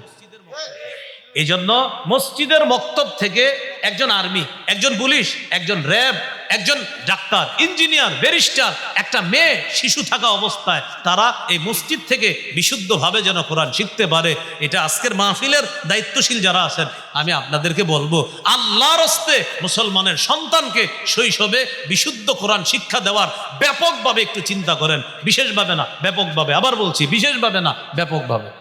ব্যাপক বলতে মানে সবাই বিশুদ্ধ কোরআন শিখবে, এটা ব্যাপকতা। আর বিশেষ চিন্তা করবেন যে 1 শ্রেণীর মানুষ আলেম হবে, এটা বিশেষ চিন্তা। আর ব্যাপক চিন্তা, প্রত্যেকটা মুসলমানের সন্তান বিশুদ্ধ কোরআন শিখবে। মনে থাকবেন ইনশাল্লাহ। মঞ্চে ওলামায়ে হযরত আছেন, ইমাম সাহেবরা আছেন, আমি আপনাদেরকে হাত পা জোর করে আমি আপনাদেরকে পায়ে ধরে বলবো এরকম করেন। আপনারা এই মাহফিলে আমারে যত সহজে পেয়ে যাবেন, মক্তব করেন, ওই মক্তবের ছোট্ট কোথাও দাওয়াত দিয়েন, এর চেয়ে আরো সহজে পেয়ে যাবেন ইনশাল্লাহ। আপনারা মক্তব করেন, মসজিদের মক্তবগুলা জিন্দা করেন, ইনশাল্লাহ জিন্দা করেন। 7-8 জন 10-12 দিন দিয়ে শুরু করেন, ওদের সামনে আমারে নিয়ে আসেন, আমি ওদের সামনে কথা বলবো ইনশাল্লাহ। তো মসজিদের মক্তবগুলা আল্লাহর রাস্তায় আপনারা জিন্দা করেন, আল্লাহ তৌফিক দান করেন। তো বলছিলাম 19 নম্বর, কোরআনের শিক্ষা, এটা শৈশব থেকে দেওয়া। কি শিখলাম ভাই? ব্যাপকভাবে আমরা চিন্তা করব। আমারই আপনারা চিন্তা করবেন, এই নবীনগরের প্রত্যেকটা মুসলমানের সন্তান বিশুদ্ধ কোরআন শিখতে হবে, এটা আমরা মাথায় রাখতে হবে ইনশাআল্লাহ। তিরমিজির হাদিস 2909 নম্বর হাদিস। এই হাদিসের মধ্যে আছে রাসূলুল্লাহ সাল্লাল্লাহু আলাইহি সাল্লাম বলেন, খায়রুকুম মান তাআল্লামাল কুরআনা ওয়া আল্লামা, তোমাদের মধ্যে সর্বোত্তম ওই ব্যক্তি যে কোরআন শিখে অন্যকে শিখায়। দেখেন না কি সুন্দর করে শিখায় সকালবেলা হুজুরে। হামজা লাম জবর আল, হামিম জবর হাম, আল হাম, দাল পেশ দু, আলহামদু, ছোট্ট একটা বেত নিয়ে কি মনে পড়ে জীবনগুলা। আব্দুর রহিম এদিকে পর, তুই পর, বা জবর বা, শিন জবর শাহ, বাসা, র 2 পেশ রুন, বাসারুন, যা তুই যা, তুই এদিকে পর, নুন জবর না, সদ জবর স, নাস, র জবর র, নাসর। নবীজি কি বলে জানেন? খায়রুকুম খায়রুকুম, এই শোনো, এই যে পড়ছে আর যে পড়তেছে, যে পড়াইতেছে, আমি নবী এদেরকে তোমাদের মধ্যে সর্বোত্তম বলে ঘোষণা করলাম। এ হলো 19 নম্বর, কোরআনের শিক্ষা দেওয়া। আল্লাহ আমাদেরকে গুরুত্ব অনুধাবন করার তৌফিক দান করে। 20 নম্বর, বড় আজীব কথা, সন্তানের সাথে খেলাধুলা করা। এখন তো বাবারা সন্তানের সাথে খেলাধুলা করেই না, কারণ বাবারা খুব ব্যস্ত। ওনারা বাসায় আসার পরও ব্যস্ত হয়ে যায়, কারণ পকেটে যেই 4 কোনার জিনিস আছে ওইটা নিয়ে বারান্দায় গিয়ে বসে যায়। উনি অনেক ব্যস্ত, প্রচুর ব্যস্ত, সন্তানের সাথে খেলে না। আমি আপনাদেরকে এখন একটা হাদিস শোনাবো, পৃথিবীর শ্রেষ্ঠ নানা, পৃথিবীর শ্রেষ্ঠ নাতির সাথে খেলার হাদিস শোনাবো এখন। পৃথিবীর শ্রেষ্ঠ নানা, শ্রেষ্ঠ নাতির সাথে, ইবনে মাজাহ 144 নম্বর হাদিস। সুবহানাল্লাহ। রাসূলুল্লাহ সাল্লাল্লাহু আলাইহি সাল্লাম বের হয়েছে, মদিনার গলি দিয়ে হাঁটতেছে, কয়েকজন সাহাবী আছে সাথে, আরেক সাহাবীর বাসায় নবীজির দাওয়াত দিছে। তো নবীজি সাহাবীদেরকে নিয়ে যাইতেছে ওই সাহাবীর বাসায়। ও হুসাইনুন ইয়ালআবু ফিস সিক্কা, হঠাৎ দেখি কি নবীজির নাতি হযরত হুসাইন রাদিয়াল্লাহু তাআলা, ছোট মানুষ, তিনি মদিনার গলিতে খেলতেছে। নবীজি যখন নাতিকে দেখলেন, সবাইরে নবীজি এইভাবে পিছনে সরায়া সবার সামনে চলে গেলেন। এই হুসাইন খেলতেছে। হ্যাঁ, নবীজিকে যেই মাত্র হযরত হুসাইন দেখলেন, দেখার পর ইয়াফিররু হা হুনা ওয়া ফিররু হা হুনা, যেই মাত্র নানারে দেখছে, নাতি একবার এদিকে পালায় আর একবার এদিকে পালায়। নবীজিও নাতিরে ধরার জন্য একবার এদিকে দৌড়ায় আর একবার এদিকে দৌড়ায়। হাদিসে আসছে ইউলাইবু, নবী তার নাতির সাথে খেলতেছে, ওয়া ইউদাহিকু, নবী হাসতেছে, নাতিও হাসতেছে, পাশে সাহাবায়ে কেরাম এই সুন্দর দৃশ্য উপভোগ করতেছে। নাতি একবার এদিকে যায়, নানা আপনার ধরতে দিব না, আবার এদিকে যায়, নানা যেন ধরতে না পারে। নবীজিও নাতির সাথে এইভাবে দৌড়াইতেছে আর হাসতেছে, আর নবীজি খুব উপভোগ করতেছে। এক পর্যায়ে এক হাত রাখলেন থুতনির নিচে, আর এক হাত মাথার মাঝখানে রেখে বললেন, হুসাইনুন মিন্নি ওয়া আনা মিন হুসাইন, হুসাইন আমার, আমি হুসাইনের। আহাব্বাল্লাহু মান আহাব্বা হুসাইনান, হুসাইনকে যে ভালোবাসলো আল্লাহ তাকে ভালোবাসলো। কত গেল? 20। প্রিয় অভিভাবকরা, সন্তানরা একটু সময় দিন, ওদের সাথে একটু খেলাধুলা করেন। তখন কি হবে জানেন? 4-5 দিন যখন বাচ্চাগুলোর সাথে খেলবেন, ও আপনার জন্য অপেক্ষা করবে, বাবা কখন আসবে, বাবার সাথে খেলবো। এইভাবে আপনার জন্য অপেক্ষা করান, এটা শিখান। অন্যথায় ও কিন্তু এই জিনিসে আকৃষ্ট হয়ে যাবে, মত্ত হয়ে যাবে, আপনার অপেক্ষা আর করবে না, ও এটার অপেক্ষা করবে। আম্মু তাড়াতাড়ি কার্টুনটা ছাড়ো, না হয় খানা খাবো না। আল্লাহ আমাদের সকলকে কথাগুলো বোঝার তৌফিক দান করেন। কতগুলো? 20 নম্বর। 21 নম্বর, শিশু সন্তানকে ভালোবাসা। মাঝে মাঝে জড়ায়া ছোট্ট ছেলেটাকে, মেয়েটাকে জড়িয়ে ধরে বলবেন, আল্লাহ আমি ওরে খুব ভালোবাসি, আপনিও ভালোবাসেন, এইভাবে আল্লাহকে বলবেন। সহিহ বুখারীর 5884 নম্বর হাদিস। নবীজি একদিন বাজার থেকে আসার পর নবীজি বললেন, আইনা লুকা। লুকা এটা আরবি শব্দ, এটার বাংলা হলো হ্যাংলা পাতলা শিশু। নবীজি বললেন, আইনা লুকা, আচ্ছা আমার হ্যাংলা পাতলা শিশুটা কই? শিশু মানে হযরত হাসান কোথায়? হযরত হাসান দেখতে হ্যাংলা পাতলা ছিলেন। আয়েশা বললেন, আমার হ্যাংলা পাতলা ভাই কোথায়? আমার হ্যাংলা পাতলা সন্তান কোথায়? কোথায় হাসান, কোথায়? হাসান দৌড়ে আসছে। আসার পর ইলতাজামাহু, নবীজি হযরত হাসানকে বুকের সাথে জড়ায়া ধরে বললেন, আল্লাহুম্মা ইন্নী উহিব্বুহু, আল্লাহ আমি হাসানকে খুব ভালোবাসি। ফা আহিব্বা, আল্লাহ আপনিও আমার হাসানকে ভালোবাসেন। ওয়া আহিব্বা মাইয়ুহিব্বু, আল্লাহ আমার হাসানকে যে ভালোবাসবে আমি নবী আপনাকে বলে দিলাম, আপনিও তাকে ভালোবাসেন। কত নাম্বার গেল? 21। 22 নাম্বার, দেখেন আমার দিকে, শিশুকে রানে বসানো, রানে, শিশুকে রানে বসানো, রানে বসিয়ে মাঝে মাঝে আদর করবেন শিশু সন্তানকে। আজকে সুন্নাহটা এই নিয়তে পালন করবেন যে নবী শিশুকে রানে বসাইছে, আমিও বসাইলাম। কেন? আমার নবীর সুন্নাহ জিন্দা করলাম। আজকে বাসায় গিয়ে এই সুন্নাহটা, যাদের শিশু আছে ইনশাআল্লাহ এই সুন্নাহটা আদায় করার চেষ্টা করবেন। সহিহ বুখারীর 6003 নম্বর হাদিস। উসামা ইবনে যায়েদ রাদিয়াল্লাহু তাআলা আনহু বলেন, কানা রাসূলুল্লাহ সাল্লাল্লাহু আলাইহি ওয়াসাল্লাম ইয়াখুযুনি ওয়া ইউকঈদুনি আলা ফাখিজি ওয়া ইউকঈদুল হাসান আলা ফাখিজিহিল উখরা। উসামা ইবনে যায়েদ বলেন, আল্লাহ নবী আমাকে ধরে তার এক রানে বসাইতেন, হাসানকে আরেক রানে বসাইতেন। উসামা হলেন নবীজির ছেলের ঘরের নাতি, ছেলে মানে পালক পুত্র যায়েদ বিন হারেসা রাদিয়াল্লাহু তাআলা আনহুর সন্তান উসামা। তাহলে আপনারা বলেন তো, ছেলের ঘরের নাতির সম্পর্কে নবী কি হবে? দাদা। বলেন কি হবে?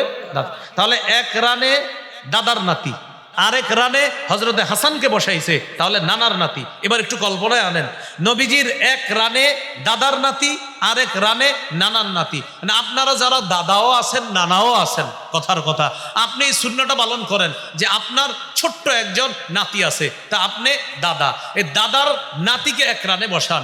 আপনার মেয়ের ঘরের নাতি আছে, আপনার ওই মেয়ের ঘরের নাতিকে আরেক রানে বসান। একই ব্যক্তি নানা দাদা হিসাবে আল্লাহ রসুলের সুন্নতটা জিন্দা করেন। নবীজি দুই নাতিকে এইভাবে জড়ায় ধরলেন, ধরার পর আল্লাহকে বললেন, আল্লাহুম্মা আরহামহুমা ফাইন্নী আরহামুহুমা। আল্লাহ, উসামাকে আর হাসানকে আমি খুব মায়া করি, আল্লাহ আপনি ওদের দুইজনকে মায়ার চাদরে আবদ্ধ করে নেন। কত নাম্বার গেল? 22। 23 নম্বর, শিশুকে স্নেহ করা। শুধু আপনার শিশু না, যার শিশু হোক প্রত্যেকের শিশুকে স্নেহ করবেন। সমাজে কিছু মানুষ আছে, এরা শুধু নিজের শিশুকে স্নেহ করে, অন্যের শিশুরে দেখলে একটা হাসিও দেয় না, উল্টা অন্যের শিশু যদি তারে দেখে আর ওই রাস্তা দিয়ে হাঁটে না। কিছু মানুষ এমন অভিনয় করে শিশুদেরকে দেখলে মনে হয় যে উনি এশিয়া মহাদেশ চালায়, আসলে এলাকার চা দোকানের সামনে বসে গেছে। কেন আপনি একটা হাসি দিলে সমস্যা কোথায়? না, বাচ্চারে দেখলে একটা হাসি দিবেন, আল্লাহ খুশি হয়। তো কি করে জানেন? চেহারাটা এমন করে, মানে আরেকজনের শিশু আরেকজনে বলে এটা কার ছেলে রে, এটা কার মেয়ে রে, মানে উনি খুব একটা ভাব নিতেছে যে এশিয়া মহাদেশ যে কোনো মুহূর্তে উনি দখল করতে পারে। কেন? আপনি কেন এইভাবে জিজ্ঞাসা করতেছেন এটা কার ছেলে কার মেয়ে? আপনার চেহারা কেন এমন থাকবে? একটা বাচ্চা মানুষের ব্যাপারে আপনার চেহারা এমন কেন হবে বলেন? ও আপনার শত্রুর ছেলে, মনে করেন বাচ্চাটা আপনার শত্রুর ছেলে, আপনার শত্রুর মেয়ে, ও তো নিষ্পাপ। এইভাবে চেহারাটা খারাপ করে নবীজি বলে না, লাইসা মিন্না মান লাম ইয়ারহাম সগীরানা ওয়া লাম ইয়ারিফ শারাফা কাবীরিনা। যে ব্যক্তি ছোটদেরকে স্নেহ করে না আর বড়দেরকে শ্রদ্ধা করে না, নবী বলেন তারা আমার উম্মতের অন্তর্ভুক্ত না। তিরমিজি 1920 নম্বর হাদিসে আসছে, নবী বলেন যারা ছোটকে স্নেহ করে না, বড়কে শ্রদ্ধা করে না, তারা আমাদের অন্তর্ভুক্ত না। কি শিখলাম ভাই? শুধু আমাদের শিশু না, আমরা যে কোনো শিশু, এক একটা ফুল, তাদেরকে দেখলে একটা মুস্কি হাসি দিব ইনশাআল্লাহ। কত নাম্বার গেল? 23। 24 নম্বর, শিশুকে চুমু দেওয়া। একটা আজীব হাদিস শোনেন, সহিহ বুখারীর 5997 নম্বর হাদিস। রাসূলুল্লাহ সাল্লাল্লাহু আলাইহি সাল্লামের এক সাহাবী, তার নাম আকরা ইবনে হাবেস, তিনি বলেন ইন্নালি আশারাতাম মিনাল ওয়ালাদ মা ক্বাব্বালতু আহাদাম মিনহুম। নবীজির সাহাবী আকরা ইবনে হাবেস বলেন আমার 10 জন সন্তান, আমি একজনেরও চুমা দেই না। নবীজির এই কথা বলছে। নবীজি বলে এই মিয়া তুমি কি বলো? জি হুজুর, আমার 10 জন সন্তান, একজনকে আমি আদর করে চুমু দেই না। নবীজি বললেন মান লা ইয়ারহাম লা ইউরহাম, যে দয়া করে না তাকে দয়া করা হয় না। তুমি যদি তোমার সন্তানকে মায়া না করো তো তোমাকেও তো মায়া করা হবে না। কত নাম্বার গেল? 24। 25 নাম্বার, আপনি একটা ডিলিশাস খাদ্য খাইতেছেন, লোভনীয় খাদ্য খাইতেছেন, একটা ভালো খাদ্য খাইতেছেন, এই খাদ্যটা শিশুর স্বাস্থ্যের জন্য ক্ষতিকারক না। এখন আপনার পাশে শিশু বসা, আপনি কি করবেন? ওরে প্রথমে দিবেন, দেওয়ার পরে যদি ও পুরোটা খেয়ে ফেলে আলহামদুলিল্লাহ, আর ও যদি দয়া করে আপনার একটু দেয় তাও আলহামদুলিল্লাহ, কিন্তু আগে ওরে দিবেন। কত নাম্বার? 25 নাম্বার। 25, 24 না, 24 কোনটা? 25, হ্যাঁ 25। হাদিসে আসছে ইজা উতিয়া রাসূলুল্লাহ সাল্লাল্লাহু আলাইহি সাল্লাম বিবাকুরাতিল ফাকিহা, গাছের প্রথম ফলটা নবীজির কাছে হাদিয়া আনতো সাহাবীরা। গাছের প্রথম ফল নবীজি কি করতেন? এটা ওয়াদাআহা আলা আইনাইহি ওয়া শাফাতাই, নবীজি এই ফলটাকে চোখে লাগাইতেন, ঠোঁটে লাগাইতেন। সুবহানাল্লাহ। এরপর নবী ফলের দিকে তাকায় বলতেন আল্লাহ এই প্রথম ফলেও বরকত দেন, বাগানের শেষ ফলে, গাছের শেষ ফলেও আপনি বরকত দেন। সুম্মা ইউতিহা মাইয়াকুনু ইনদাহু মিনাস সিবিয়ান, পাশে কোনো শিশু থাকলে নবীজি ফলটা তারে দিয়ে দিতেন, নাও এটা তুমিই খাও। সুবহানাল্লাহ। তাহলে শিশুকে খাবারের ক্ষেত্রে অগ্রাধিকার দেওয়া। কত গেল? 25। 26 নাম্বার, শিশুর সাথে বালখিল্যতা করার সুযোগ দেওয়া। দেখেন কি বললাম, শিশুকে বালখিল্যতা করার সুযোগ দেওয়া। বালখিল্যতা কাকে বলে? আপনার টুপিটা টান দিবে, আপনার জামাটা টান দিবে, মাঝে মাঝে এরকম যদি টুপিটা টান দেয়, আপনার কাজ নাই কোনো, মনে করেন টুপিটা ওরে টান দিতে দিয়েন, ও মজা পাইতেছে, ও করুক, ও একটু আপনার টুপিটা টান দেখ, আপনার মেসওয়াকটা নিয়ে যাবে, এটা করুক, ওরে এটা করতে দেন। কেন? ও আনন্দ পাচ্ছে, এটা করতে দেন। দলিল সহিহ বুখারীর বর্ণনা 5993 নম্বর হাদিস। মন দিয়ে শোনেন, এই হাদিসটা একজন নারীর হাদিস, মাশাআল্লাহ, এটা মহিলা মাদ্রাসার না মাহফিল। ওনার নাম উম্মে খালেদ। বলেন কি নাম? রাদিয়াল্লাহু তাআলা আনহা। এই সাহাবিয়া বলেন আমি যখন ছোট ছিলাম আমার আব্বার সাথে নবীজির কাছে গেলাম, আলাইয়া কামিসুন আসফার, আমার গায়ে একটা হলুদ রঙের জামা ছিল। আমি আগেই বলছি মেয়েদের কালারে ছাড়াস, মেয়েদের কালারে ছাড়াস। তো তিনি বলেন আমার শরীরে একটা হলুদ রঙের জামা ছিল। নবী আমার জামাটা দেখে বললেন সানা সানা, আমরা বলি না আহ কি সুন্দর কি সুন্দর, তো নবী আমার জামা দেখে বললেন সানা সানা। সানা সানা এটা হাফসি ভাষা, নবীজি এমনি হাফসি ভাষায় বললেন সানা সানা। এটার আরবি হলো হাসানা হাসানা, মানে সুন্দর সুন্দর। মাশাল্লাহ খুব সুন্দর জামা। তো বাচ্চাদের এরকম জামা দেখলে আপনিও বলবেন মাশাল্লাহ অনেক সুন্দর অনেক সুন্দর। কেন? আমার নবী বলছে তাই আমি বলবো, সুন্নাহ পালন করব। এবার দেখেন কি হয়েছে, ওই মেয়ে সাহাবিয়া রাদিয়াল্লাহু তাআলা আনহা তিনি বলেন আমি ছোট মানুষ তো আমি দেখলাম নবীজির এই কাদের এইখানে কবুতরের ডিমের মতো একটা মোহরে নবুয়ত, ও যেটা নবীজির শেষ নবী হওয়ার দলিল। ফাযাহাবতু আলআবু বিখাতাবিন নবুওয়া, সুবহানাল্লাহ। উনি বলেন আমি নবীর এই মোহরে নবুয়ত নিয়ে খেলা করা শুরু করলাম, নবীজির ওই মোহর নিয়ে আমি খেলা করা শুরু করলাম। জাজারনি আবি, আব্বা একটা ধমক দিছে, কি করো? নবীর মোহর নিয়ে খেলা করো। নবীজি আমার আব্বারে বললেন দাহা, আরে রাখো না, ওরে খেলতে দাও, রাখো দাহা, ও আমার মোহরে নবুয়ত নিয়ে খেলতেছে, ওর ভালো লাগতেছে, তুমি এমন করো কোনো, ওরে খেলতে দাও। আল্লাহর হাবিব তার মোহর নিয়ে একটা ছোট্ট মেয়েকে খেলতে দিতেছে, বাবা ধমক দিছিল, নবী বললেন দাহা, আরে ছাড়ো না, ওর ভালো লাগতেছে, ছোট্ট মানুষ, ওর মন খুশি হইতেছে, ওরে আমার মোহর নিয়ে খেলতে দাও।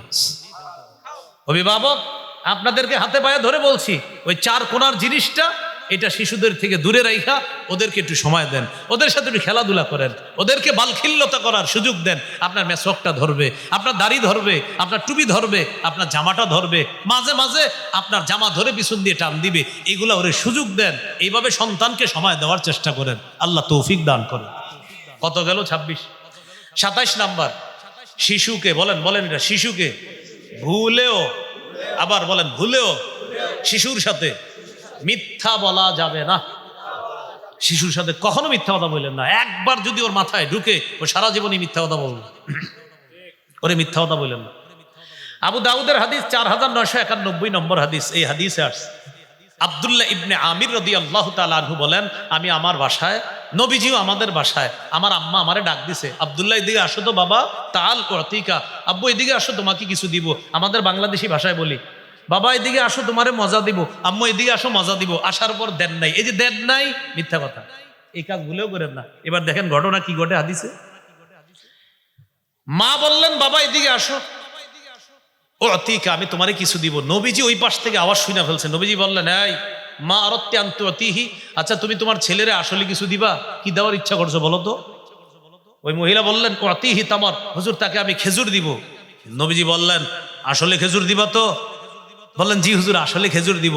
নবী বললেন লাউলাম তুতিহি শাইআ, তুমি যদি তোমার সন্তানকে এইভাবে আদর করে ডাকার পর কিছু না দিতা, কুতিবাত মিনকি ইনদাল্লাহি কাযিবা, তোমার নামে আল্লাহর কাছে একটা মিথ্যা কথা লেখা হতো। সবাই টেনশনে পড়ে গেছে এখন যারা আছে, কারণ এই মিথ্যা কথা জীবনে প্রচুর হয়েছে, ঠিক না? এই যে সবাই টেনশনে পড়ছেন, কারণ কত বলছেন চিপস কিনে দিবেন, দেন নাই। চলো চলো তোমারে খেলনাটা কিনে দিচ্ছি, দেন নাই। কত বলছেন মজা কিনে দিব, আপনি দেন নাই। আপনি যদি না দেন বললেন না, কান্না করুক, ওরে মিথ্যা শিখায়েন না। কত গেল ভাই? 27। আপনি আবার কমাই দেন কেন? 27 কত নাম্বার গেল? 27 নাম্বার।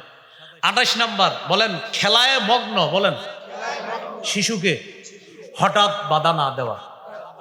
শিশু খেলতেছে, ওরে হঠাৎ বাধা দিয়েন না, মস্তিষ্কে সমস্যা হতে পারে। আস্তে ধীরে বুঝায় শুনায় নিয়ে আসবেন, হঠাৎ বাধা দিবেন না। নবীজি খেলায় মগ্ন শিশুদেরকে হঠাৎ বাধা না দিয়ে প্রথমে গিয়ে আসসালামু আলাইকুম বলে একটা সালাম দিতেন।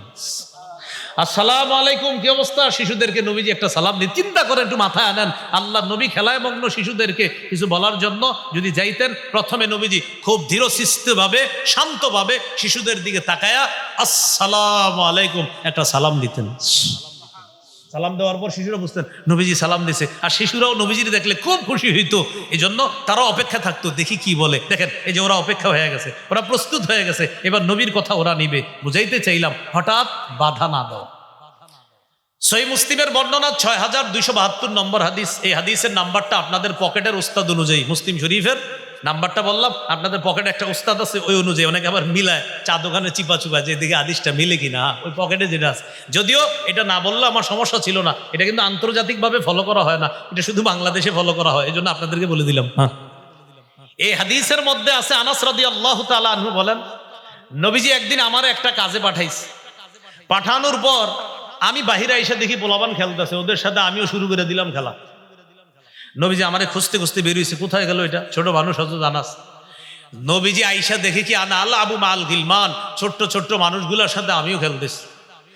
আমাদেরকে নবীজি হঠাৎ বাধা না দিয়ে সাল্লামা আলাইনা, নবী আমাদের সবগুলা শিশুদেরকে একটা সালাম দিলেন। সালাম দেওয়ার পর আমারে ডাইকা এরপরে কাজে পাঠাইছে। তাহলে কি শিখলাম ভাই? হঠাৎ বাধা না দেওয়া। আমরা কি করি জানেন? পেট একটা নিয়ে গিয়া, এই খারো তোর খবর আছে, শিশু আপনার কাছে আসবে দূরের কথা, আল্লাহ না করেন অনেক সময় হারায়া যায় ভয়ে, কোথায় জানি চলে গেছে। কত নাম্বার গেল? 28। 29 নাম্বার, শিশুকে শৈশব থেকে গুনাহের কিছু শিক্ষা দিয়েন না, গুনাহের পরিবেশ থেকে দূরে রাখেন। এখানে আমার বয়ান যারা শুনছেন, পুরুষ অভিভাবক আছেন, পর্দার আড়ালে হয়তো মা বোনরাও আলোচনা শুনছে, যেহেতু মহিলা মাদ্রাসায় হয়তো মা বোনরা আছে। আমি আপনাদেরকে আল্লাহর রাস্তে বলি, ঘরটাকে গুনামুক্ত পরিবেশ বানান, ঘরটাকে গুনামুক্ত পরিবেশ বানান। আপনার সন্তানকে আপনি গুনামুক্ত একটা জীবন দেওয়ার চেষ্টা করেন। আপনি বলতে পারেন হুজুর শিশুর তো গুনাহ নাই, কথা সত্য। 3 শ্রেণীর গুনাহ লেখা হয় না, হাদিসে আসছে রুফি আল কালাম আন সালাসা, 3 ব্যক্তির গুনাহ লেখা থেকে কলম উঠিয়ে নেওয়া হয়েছে। 1 নাম্বার আনিন নাইমি হাত্তা ইয়াস্তাইকিজা, ঘুমন্ত ব্যক্তির গুনাহ লেখা হয় না যতক্ষণ সে জাগ্রত না হয়। 2 নাম্বার ওয়ানিল মুবতালা হাত্তা ইয়াবরা, পাগলের গুনাহ লেখা হয় না যতক্ষণ সুস্থ না হয়। 3 নাম্বার ওয়ানিস সাবী হাত্তা ইয়াকবার, শিশু যতক্ষণ বড় না হয় তার গুনাহ লেখা হয় না। এই কথা সত্য, কিন্তু শিশুরে যদি গুনাহ শিখান, আরবি প্রবাদ আছে আত-তালিমু ফিস সিগর কান-নকশি ফিল হাজার, পাথরে খোদাই করা যেমন, শিশুর শৈশবে শিক্ষাটাও তেমন। পাথরে খোদাই করা যেমন, শৈশবে শিশুর শিক্ষাটাও তেমন। গুনাহ যদি ওর মাথায় খোদাই হয়ে যায়, তাহলে কিন্তু গুনাহ ওর মস্তিষ্কে বসে যাবে। তাই শৈশব থেকে গুনাহ শিখায়েন না। কত গেল? 29। 30 নাম্বার, শিশুকে মা থেকে আলাদা করেন না। বাবার বাড়িতে ঝগড়া হয়েছে, দাদারা বাড়ির লোকেরা হুমকি দেয়, বেশি ফাইজলামি করলে সন্তানের মুখ কিন্তু দেখবা না। বাবা কি হুমকি দিল, মা 10 মাস 10 দিন রাখছে উনি, আর হেরে হুমকি দেয় তোমারে সন্তান থেকে আলাদা করে দিব। আপনার শরম করলো না এই কথাটা বলতে? যে শিশুটারে উনি 10 মাস 10 দিন রাখলো, হইতে পারে একটা ঝগড়া হয়ে গেছে তার সাথে, ঝগড়া এই হুমকি আসবে কেন? বেশি ঝামেলা করলে সন্তানের মুখ কিন্তু দেখবা না, এরকম মারে হুমকি দেয় না, এটা নিষেধ। তিরমিজির হাদিস 1566 নম্বর হাদিস, রাসূলুল্লাহ সাল্লাল্লাহু আলাইহি সাল্লাম বলেন, মান ফাররাকা বাইনা ওয়ালিদাতিন ওয়া ওয়ালাদিহা ফাররাকাল্লাহু বাইনাহু ওয়া বাইনা আহিব্বাতিহি ইয়াউমাল কিয়ামা। যে ব্যক্তি মাকে আর তার শিশুকে আলাদা করে, শিশুকে যে তার মা থেকে আলাদা করে, ওই ব্যক্তিকে আর তার আপনজনদেরকে কিয়ামতের ময়দানে আল্লাহ আলাদা করে দিবে। বলি নাউজুবিল্লাহ। কত নাম্বার গেল? 30। 31 নাম্বার, এই মাহফিলে যারা আছেন আপনারাই শুনেন মন দিয়ে। শিশু কোনো মজলিসে তার অভিভাবকের সাথে বসা, হঠাৎ পিছন দিয়ে আপনি আসছেন, আইসা কি করলেন? শিশুরে সরাই দিলেন, এই যা শর্ত, আপনি ওখানে বসলেন। নবীজি বলেন এটা নিষেধ। শিশুকে আর তার অভিভাবককে আলাদা কইরা তুমি মাঝখানে বইসো না, জাকা বাইলে বসো, না বাইলে তুমি পিছনে দাঁড়ায় থাকো, শিশুরে সরায়ও না। রাসূলুল্লাহ সাল্লাল্লাহু আলাইহি সাল্লাম বলেন, লা ইয়াজলিসুর রাজুলু বাইনা রাজুলি ওয়া বাইনা ইবনিহি, শিশুর বাবা আর শিশুর মাঝে আলাদা করে তুমি মাঝখানে বসবা না। এই কত নম্বর গেল? 31 নম্বর। 32 নম্বর, শিশুকে ধমক না দেওয়া। কি ধমক না দেওয়া বলেন তো? ধমক না দেওয়া। সহিহ বুখারীর বর্ণনা 6038 নম্বর হাদিস, আনাস রাদিয়াল্লাহু তাআলা আনহু বলেন, খাদামতু রাসূলুল্লাহি সাল্লাল্লাহু আলাইহি ওয়াসাল্লাম 10 সিনিনা, আমি 10 বছর নবীর খেদমত করেছি। মা কালালি উফিন ওয়ালা লিমা সানাতা ওয়ালা আল্লাহ সানাতা, নবী কখনো বলে নাই এটা কেন করেছো, এটা কেন করনি। নবী কখনো ধমক দেয় নাই, কখনো বলে নাই। ভাই কত নাম্বার গেল? 32 না 32 কি কয় 31? 32 গেছে, হ্যাঁ 32। 33 নাম্বার, শিশুকে ছোটবেলা থেকে ভদ্রতা শিখায় দেওয়া, মানুষের ব্যাপারে ওর ভিতরে যেন প্রতারণা না আসে, এটা শিখানো। আবু দাউদের হাদিস, তিরমিজিরও হাদিস, 2678 নম্বর হাদিস। এই হাদিসের মধ্যে আছে আনাস রাদিয়াল্লাহু তাআলা আনহু বলেন, নবী আমাকে বলছে, আনাস ইন কদারতা আন তুসবিহা ওয়া তুমসিয়া ওয়া লাইসা ফি কলবিকা গিশুন লি আহাদিন ফাফাল। আনাস তুমি যদি পারো, তোমার রাতটা এমন হয়, তোমার দিনটা এমন হয় যে তোমার অন্তরে কোনো মুসলমানের প্রতি বিদ্বেষ নাই, মানুষের প্রতি বিদ্বেষ নাই, তুমি এমনটাই হওয়ার চেষ্টা করবা। আনাস তোমার ভিতরে কারো প্রতি খারাপ বিদ্বেষ রাখবা না, যদি এমনটা করতে পারো, এটা যদি করতে পারো, আমার সুন্নাহ জিন্দা করলা, আর আমার সুন্নাহ যদি জিন্দা করতে পারো, জান্নাতে ওই ব্যক্তি আমার সাথে থাকবে। কত গেল? 33। 34 নম্বর, শিশুর জন্য দোয়া করা। বলেন শিশুর জন্য কি করা? দোয়া করা। সহিহ বুখারীর 6344 নম্বর হাদিস। এই হাদিসে আসছে হযরত আনাসের মা, আনাস রাদিয়াল্লাহু তাআলা আনহুর মা নবীজিকে বললেন, হুজুর আপনার খাদেম আনাসের জন্য একটু দোয়া করেন। নবী বললেন, আল্লাহুম্মা আকসির মালা আকসির ওয়ালাদা। আল্লাহ আনাসের সম্পদ বাড়ায়া দেন, আনাসের সম্পদ বাড়ায়া দেন, সন্তান বাড়ায়া দেন। বারিক লাহু ফিমা আতাইতা, আনাসকে যেই সম্পদ আর সন্তান দান করবেন, এটাতে আল্লাহ আপনি বরকত দিয়ে দেন। কত নম্বর গেল? 34 নম্বর। কত নম্বর গেল? এই 34টা হলো শিশুর শৈশব থেকে মোটামুটি অধিকার। আরো বাকি আছে 30টা। 34-এ আর 30-এ কত হয়? 64টা। বাকি 30টা আপনারা আমার সংকলনটা যাদের কাছে আছে করে নিবেন ইনশাল্লাহ। বাকি 30টা শেষ করা মোটেই সম্ভব হবে না, শেষ হবে না। 34টা মোটামুটি শৈশবের অধিকার। এইভাবে তাদের জন্য আমরা দোয়া করব, তাদের বিরুদ্ধে বদদোয়া না করা। আল্লাহ আমাদের সকলকে যেই 34টা অধিকার বলা হলো, যতটুকু মনে রাখতে পারেন, মা স্বামী যারা আছেন, স্বামী স্ত্রী যতটুকু মনে রাখতে পারেন, অতটুকু মনে রেখে ওই আলোকে শিশুকে সভ্য একজন আদর্শ মানুষ হিসাবে যেন গড়ে তুলতে পারি, আল্লাহ তৌফিক দান করেন। আমার একটা সংকলন আছে, মিম্বরের আমানত। এই সংকলনের প্রথম খণ্ডে আপনি 64টা অধিকার আপনি পাবেন প্রথম খণ্ডে। দ্বিতীয় খণ্ডে পাবেন শিরিক বেদাত সম্পর্কে শিশুকে সচেতন করা, এটা দ্বিতীয় খণ্ডে পাবেন। আপনি শৈশব থেকে শিরিক থেকে দূরে থাকবেন। আপনার শিশু যেন আপনারা বলে, বাবা তুমি এটা থেকে দূরে থাকছো কেন? আপনি তখন সাথে সাথে বলবেন, এটা গেলে আল্লাহ গুনাহ দেয়, এটা ওরে শিখাবেন, ও যেন এটা থেকে দূরে থাকে। বেদাত থেকে দূরে থাকবেন, এটা যেন শিশু শিখতে পারে। অনেক বেদাতিরা দেখছি তার বেদাতি সন্তানকে পাশে নিয়ে হেও বেদাত করে, সন্তানও বেদাতি করে, ছোট্ট সন্তান। আবার বলে কি বলে জানেন? যে গাছের ফল তো সেরকমই হবে, গাছ যেমন ফল তো তেমন হবে। মানে আমিও বেদাতি, আমার সন্তান তো বেদাতি হবে বলতেছে, বুঝাইতেছে। মানে অনেক বেদাতি তাদের শিশু সন্তান এর সাথে বেদাত করে আর বলে গাছ যেমন ফল তো তেমন হবে। মানে উনি বুঝাইতে চায় উনি যেমন বেদাতি, সন্তানও এরকম বেদাতি হয়েছে। এই জন্য শিরিক বেদাত সম্পর্কে সন্তানকে কিন্তু সচেতন করা, এটা 2 নম্বর খণ্ডে পাবেন। 3 নম্বর খণ্ডে পাবেন হালাল হারাম সম্পর্কে শৈশব থেকে সন্তানকে আপনি দূরে রাখা। ইসরায়েলের বিরুদ্ধে যে টাকাগুলা যায়, আপনার ইসরায়েল ফিলিস্তিনের বিরুদ্ধে যে টাকাগুলা আপনার উপার্জন করতেছে, এই টাকাগুলা যেই মাধ্যমে আসে, ওই মাধ্যমগুলো আপনি অ্যাভয়েড করবেন, এগুলাকে আপনি দূরে রাখবেন। আপনার সন্তান যেন ছোটবেলা থেকে যে কিছু কিছু বিষয় থেকে আপনি দূরে থাকেন, ওরও যেন মাথায় ঢুকে এইটা থেকে দূরে থাকতে হবে, এইভাবে যেন ও শিখতে পারে। হ্যাঁ, কথা বুঝে আসছে? হালাল হারাম সম্পর্কে সচেতন করা। 4 নম্বর খণ্ডে স্বামী স্ত্রীর অধিকার, দুইজনে মিলেমিশে কিভাবে সংসারটা সাজাবেন, এটা 4 নম্বর খণ্ডে পাবেন। 5 নম্বর খণ্ডে তাওহীদের আলোচনা, প্রায় 250 পৃষ্ঠা বিবির আলোচনা। 6 নম্বর খণ্ডে সালাতের আলোচনা, নামাজের আলোচনা, এটা 250 পৃষ্ঠা। 7-8 নম্বর খণ্ডে পাবেন শিশুর প্রস্রাব আপনার গায়ে লাগলে নাপাক হবে না পাক হবে, অনেকের ভিতরে ভুল ধারণা আছে। শৈশবের শিশু সম্পর্কে অনেকগুলা মাসালা আছে, নামাজেরও মাসালা আছে নারী পুরুষের। 7-8 নম্বর খণ্ডে। 9 নম্বর খণ্ডে সিয়াম সম্পর্কে আলোচনা, জাকাত সম্পর্কে আলোচনা। শিশু বালেগ হওয়ার আগেই ওরে রোজা রাখা শিখাইবেন। এই রমজানে ওরে 3টা রাখাইবেন, পরের রমজানে 6টা, পরের রমজানে 12টা, পরের রমজানে 24টা, যেন বালেগ হওয়ার আগে মোটামুটি রোজা রাখার অভ্যাস হয়। বালেগ হওয়া মাত্রই যেন 30-29টা ওর জন্য কোনো ব্যাপার না হয়।